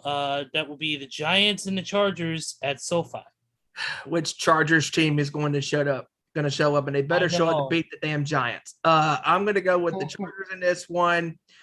I'm going to go 28-13. Absolutely. I'm gonna go the same score for the Chargers, but a different score for the Giants. Okay. I'm gonna go 28-17. Ooh, okay. I think the Chargers are going to pull out 24-12. The 12 is a good Giants score. I think this is a good score for them. The 12, unless they're playing the Raiders and then they're world beaters. But I digress. Okay, Kevin is gonna say Chargers 30, Giants 14. I'm actually gonna go with the Chargers 27-10. Yep, 27-10. Okay. All right. Next game is the Lions and the Broncos at Mile High Stadium. You know what? This right here, Denver. While Denver has a 3-1 record against NFC teams this season, I'm actually gonna roll with Detroit on this. The reason being, I think this win, despite this, I mean, they're not gonna go, undefeated for the rest of the season. But despite that win, I think it's a little bit of a wake up call. Personally, they just need to do what they did last week: not make critical errors down the stretch, play great ball, have the offense, put the defense get out there, make critical plays. That's what they need to do. And if they do it, they'll play just fine. So I'm gonna go with Detroit, but I don't think it's not gonna be a high scoring game. I'm gonna go 17-14. I'm right there with you. until you gave your score, I was actually thinking about going with Detroit, and I'm actually going to roll the dice and pick Detroit 16-13. Okay. Okay. That's fair. Go ahead, bud. Okay. All right. So Kevin is actually going to go against you two and go Denver 24, Lions 18. Odd score there. Yeah, that's I would say that's an odd score. But I'm actually gonna go against Kevin and side with you guys. I'm going Detroit. I think, like Ezra said, I think this game is somewhat of a wake-up call for Detroit. Now, I mean, and of course, they're not going to go undefeated the rest of the year. And not just that, but Denver's not that good. No. I'm actually going to go 20-16 Detroit. Okay. Well, I actually wrote this down on my little notes I was taking. It was the donkeys versus the kitties. is what this game is to me. So, well, actually, that's kind of a misconception because if you look at the Broncos, then I would say a baby Bronco would be the asses. I don't know. Yeah. Is there a way they can score negative points? No, literally negative. Sorry. No, because it's not going to be a Seattle Kraken 20, San Francisco negative 10 score. It's not going to be like that. No, I don't know. It might be even worse. No, I don't know. The Broncos winning without Von Miller, like their best player in the last 10 years is dumbfounding. I don't know how they're doing it. And Bridgewater is underrated. I hate to say it, but I think they'll pull it. They'll pull it out. All right. 20 to -4. No, 20 to 7. I think they'll win. Okay. The Broncos, unfortunately. Okay. Everybody got theirs? Yep. All right. Moving on. The 49ers and the Bengals at Paul Brown Stadium. I'm gonna go. Oh, it's a tough one. This is really a tough one. San Francisco has a 12-4 record versus Cincinnati all time, including the playoffs. Yeah, because it was the because it was the Bengals back in the Super Bowl in which Steve Young tossed for 6 touchdowns in that Super Bowl game. Yep. I'm gonna go with San Francisco. Yes, Kevin. If you're listening, I'm throwing you a fucking bone. No, but seriously, I'm going with the 49ers here. I'm going to go 27-21. I'm going to go with San Francisco. I'm going to go San Fran 26-23. Okay. So, has anyone ever scored 100 in a game? Hell no. That might be what happened. Unless it's Madden football, but I digress. Oh, okay. Well, I meant will the Niners give up 100? No, I'm just joking. I think it's going to be a good game, though. Two teams that are probably going to be good for the next 5 or 6 years, 6 to 10 years, the way they're set up. But I think Kevin will really like this, but it's going to be close. 31-27, Bengals will pull it out. Oh. Well, Tom Rathman will score a touchdown. The old fullback will score. Oh wait, no, he's retired. He's long retired. Okay. So Kevin is of course sided with his Niners. Biased. He's gonna go 49ers 33, Bengals 30. Wow. Okay. He's going 33-30. Ooh. Yeah, it should be a shoot. That should be a great game. It is, and that is why I think it is also going to come down to a last-second field goal. And my score is almost, literally almost going to equal Kevin's. 34-31. Okay. 34-31. All right, next game. This one should be a really good game. This is going to be real good.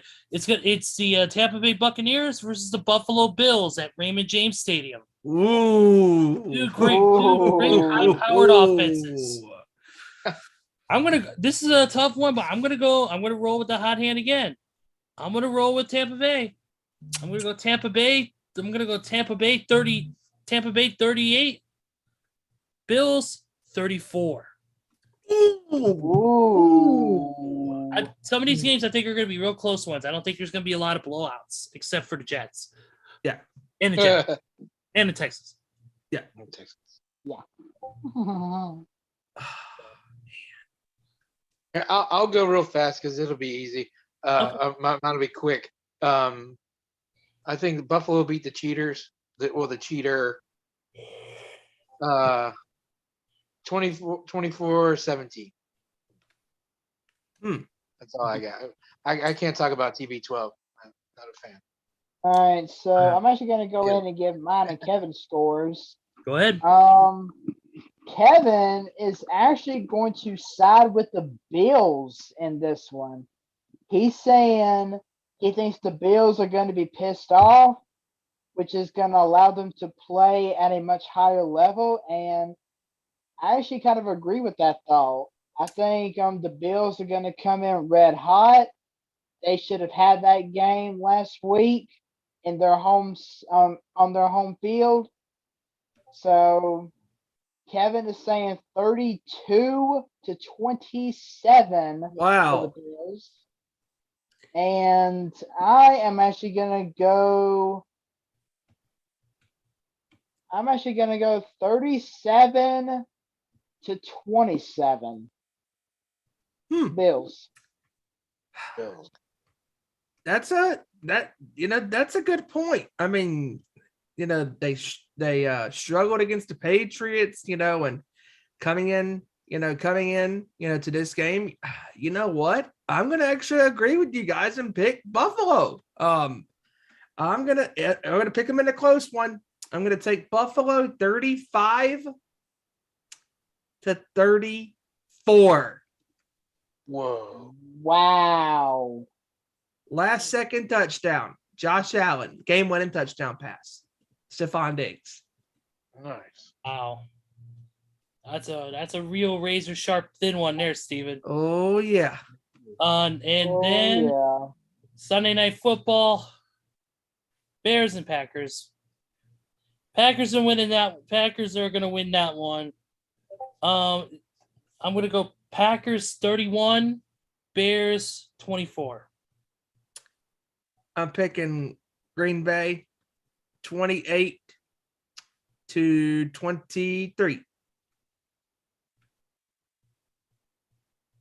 No Justin Fields, no chance. I mean, if he plays, it'll at least be competitive. But I say 34-14 Packers. Okay. On a side note, Justin Fields is going to play, and he is going to start this week. Oh, wow. Yep, I heard that Justin Fields is going to start this week. Oh, I'll give them one more point then, but they're still going to lose. Sorry. You're fine. Don't worry about it, man. I want to see Justin Fields do good, just as much as you do. All right, I'm going to go ahead and give my score first. I'm going to go Packers 31, Bears 24. And Kevin is going to say Packers 30, Bears 27. And in parentheses, sorry, Ezra.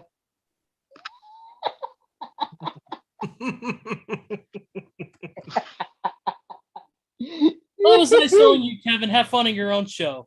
Oh, have fun at Carowinds, brother. No, I'm kidding. Monday Night Football, baby. Rams and the Cards. Should be a good one. Yeah, this is gonna be. I think this is gonna be a shootout. Yep, I'm gonna go But- 34-31. Cardinals over the Rams. Yep.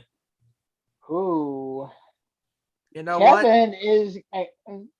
Kevin is going with an absolute blowout here. Wow. He's going Cardinals 42, Rams 24.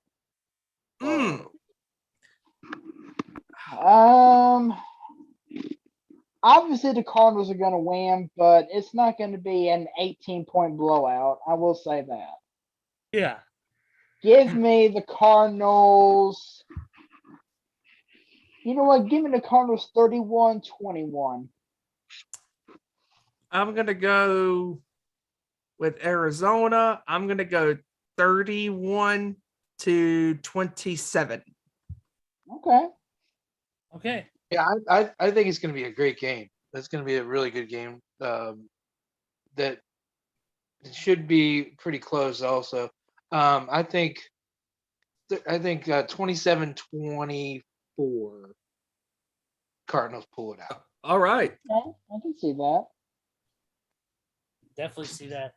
But that's the end of our score predictions here once again for this week.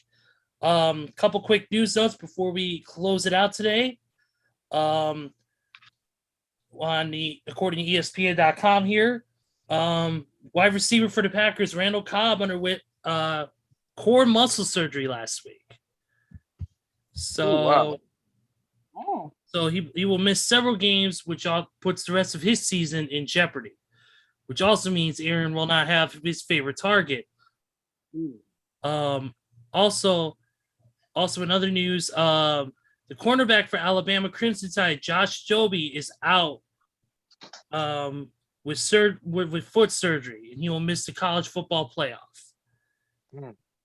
And then going into Yeah, well, that's not going to be a big loss because all Josh Jobe knows how to do is commit pass interference penalties. So, yeah, that's not going to be a big. Okay.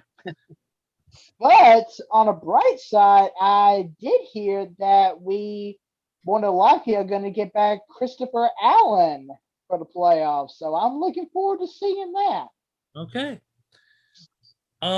Also, there was a story going around the past couple of days that the Arizona Coyotes were going to be locked out of their arena by December 20th that they didn't pay taxes from last year. Well, they paid their taxes, so they will not be locked out of their home arena.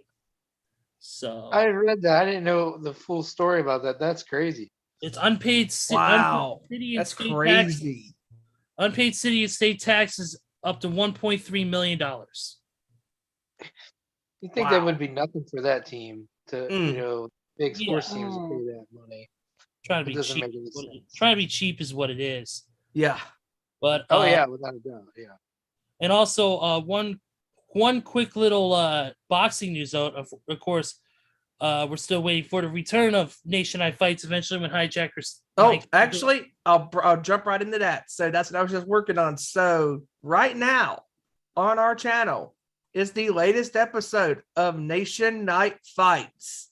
Oh, Yep. So it is live on the YouTube channel right now. Episode number 9. And Hijacker has a lot of updates, from what happened this past weekend in the world of boxing. And so, yeah, he sent me that today. He was like, hey, I came back with the show this week. I'm like, awesome, bro. He said, premiere, whatever you want. So I said, you know what? We're right at the end of the show right now. So I'll drop it right now. So right now it is on our page, Nation Night Fights, the latest episode with our boy, Hijacker Mike. absolutely. And I'm pretty sure he'll get into this, but I figured we discuss it here real quick. We're not discussing it, just quickly drop it as a news note. We're gonna get to the end of this episode. Is that the match between boxing match between Jake Paul and Tommy Fury, Tyson Fury's little younger half brother, has there's been a change to it. Unfortunately, Tommy Fury unfortunately is ill and will not be able to fight on December 18th. However, the man that Jake Paul beat before, Tyron Woodley, will take his place. And a fun little note, Tommy Fury has said that if Tyron Woodley knocks Jake Paul out, he will give him $500,000. What? Wow. That's crazy. So Okay. that's how bad people want Jake Paul unconscious on the mat. So, I do too. Yeah. but yeah, also, Poser. real quick, one final news though. UFC 269 is this weekend. Want to remind everybody, Charles Oliveira and Dustin the Diamond Poirier will face off for the UFC lightweight title, and also the women's bantamweight title will be on the line as Amanda Nunes, the 2-division champ, will defend one of her belts against number 1 contender Juliana Pena. This should be a badass fight this weekend. Of course, that'll be live on ESPN Plus and on pay-per-view providers. That'll be a great fight. But it's that time. It's the end of the show. So Joe, your final thoughts on the show. Well, it was a great show tonight, and I do want to say thank you to Randy for taking Kevin's spot tonight. We look forward to having you on shows in the near future. Cool, man. Possibly as soon as next week. Mm-hmm. But yeah, it was a great show with you guys. Can't believe Christmas is right around the corner. We are just over 2 weeks away. I know. So, Isn't it crazy? yeah, it's crazy. But You guys got to hurry up and give me some gifts. Oh, I mean, yes. We'll send Like, you. what- We'll send you a Cleveland Browns jersey. What are those gifts, Randy? Some wins for your football? What are those Oh, gifts, you got Randy? something to wipe with every time. Oh, Yeah, that's it. Yeah. What are those gifts? Some wins for your football team? yeah. I'll get you a Tom Brady deflated football. But yeah, as This of right now, if counts. there's one thing that I'm looking forward to other than the Christmas season and of course NFL football, college football bowls are back. So I'm looking forward to watching a handful of college games. I mean, yeah, there's going to be a bunch of no-name teams playing in the first few days or so, but it's still college football nonetheless. So I'm looking forward to watching some college football bowls starting next Friday, actually. So I'm looking forward to that. All right, definitely. Randy, your final thoughts before we close out the show?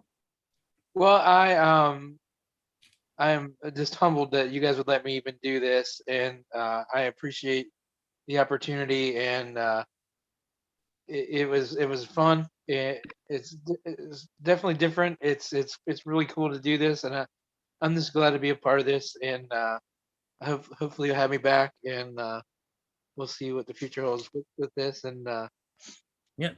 And like I said, just I appreciate it and thank you guys. And Yep. It was a good show. It was a great show tonight. Definitely stay on with us throughout the outro and everything, and we'll talk after the show is over. Real quick, Steven, go ahead. Your thoughts? Yes. So, Randy, thanks for coming on with us, bro, and helping us out and filling in for Kevin, who's having fun at Carowinds with his family and all that good stuff. And, Right there, yes, sir. yeah, so I couldn't think of a better person to help us out this week. And, you've been active in the chat, on our shows, giving your predictions and dropping your one-liners in there and all that fun stuff, and, it's been great. It's been great calling you a friend for the past 7+ years. Our Yes, bond sir. I over agree with that. Yes, our sir. bond over wrestling and metal and good food and all that stuff, man. And just our talks about all the bands we love and the concerts we've been to and all that great stuff. And it's been awesome. Yeah, your love for the Backstreet Boys is no bounds. Please. I'm so glad. Oh, shoot! I wasn't supposed to tell. My bad. I wasn't supposed to tell you that, guys. Well, I'm pretty sure I could say the same thing about your love for Justin Bieber, but that's a different story. You weren't supposed to tell, Steven. But yes, but either way, I'll never tell. Yeah, but all jokes, all kidding and jokes aside, it's awesome having you a part of this team, man. And glad that we have somebody we can go to, and when in the bullpen, if you will, you do a great job, man. And it's going to be a really, really interesting show. And actually, I'll say it right now. I believe next week we are going to go live a little bit earlier because, as Ezra knows, and as I know, and members of the Busted Open Nation know, there is some kind of, Busted Open party going on next Saturday night, the annual Busted Open party, virtual party with Bully Ray, Tommy Dreamer, Mark Henry, Dave LaGrega, Gabby, everybody. It's going to be fun. Let's just hope that it's going to be more fun because Bully's going to get hammered on camera.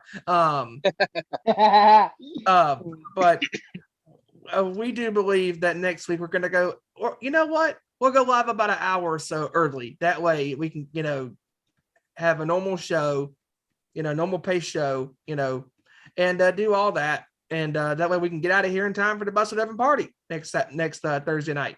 So it'll be a lot of fun. And once again, you can follow us on Twitter at ON_sports show, Facebook.com/Nation Sports Show. We are getting so close to that 100 subscriber plateau.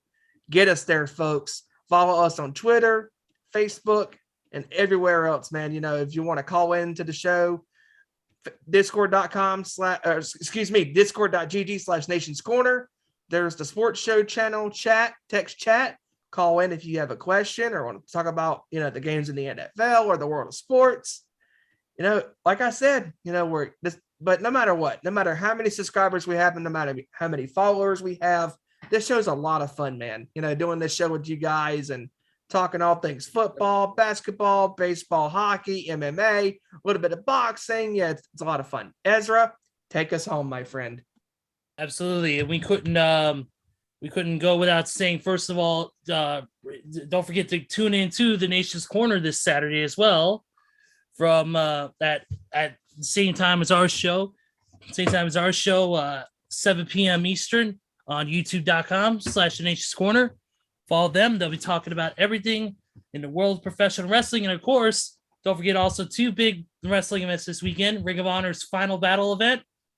I'm looking forward to that. Which takes place this Saturday as well, or this Friday or Saturday as well, which is maybe the final ever event for Ring of Honor. So it might be an emotional night for a lot of fans who grew up watching ROH. So tune into that. And also Mission Pro. We cannot forget the Nation's Corner sponsor, Mission Pro, and their event, Silver Bells, which will happen. It's going to be an awesome event with with the Mission Pro title on the line. Thunder Russell will be in action. Thunder Russell will be in action with her son as well. Also other matches also on the card. It's going to be an amazing show. Lady Frost will be on the card as well. It's going to be an awesome time. I will be this weekend, of course, at C2E2 in Chicago, the big Comic-Con in the area all weekend long. Cosplaying as different wrestlers. It's going to be an awesome time. And of course, big announcement here. I want to make this announcement right now. It is that as of next week, Too Sweet Cosplay, my crew, who will be having a booth at C2E2 this weekend, will be promoting our Nation Sports Show on our channel. So we'll be posting all video links and all everything to the shows, including Nation Night Fights, on the Too Sweet Cosplay social media. And of course, that's Too Sweet Cosplay on all. That's Too Sweet Cosplay on all socials. That's awesome. Hey, I will say that could act. By you doing that, Ezra, that might actually get us to our 100 subscribers faster than we can think. It might. We'll see what happens. But like I said, I hope you have an awesome time this weekend, hanging out with your boys and getting to see all the wrestlers that are going to be there. AEW is going to have a huge presence this weekend. Excuse me, at this for this weekend. It's going to be awesome.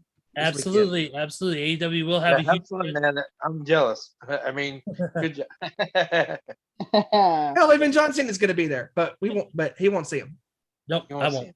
I won't. I'll see a floating T-shirt and pants. It's gonna look weird.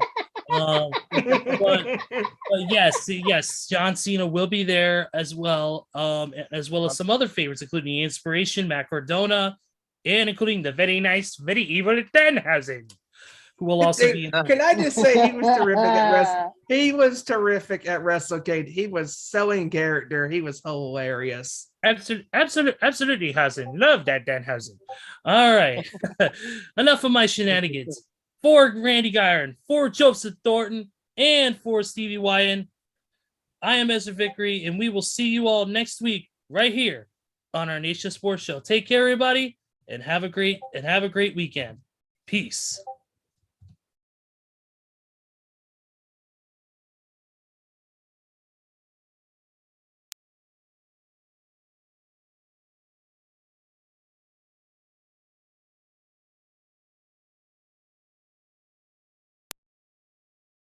Turn me up.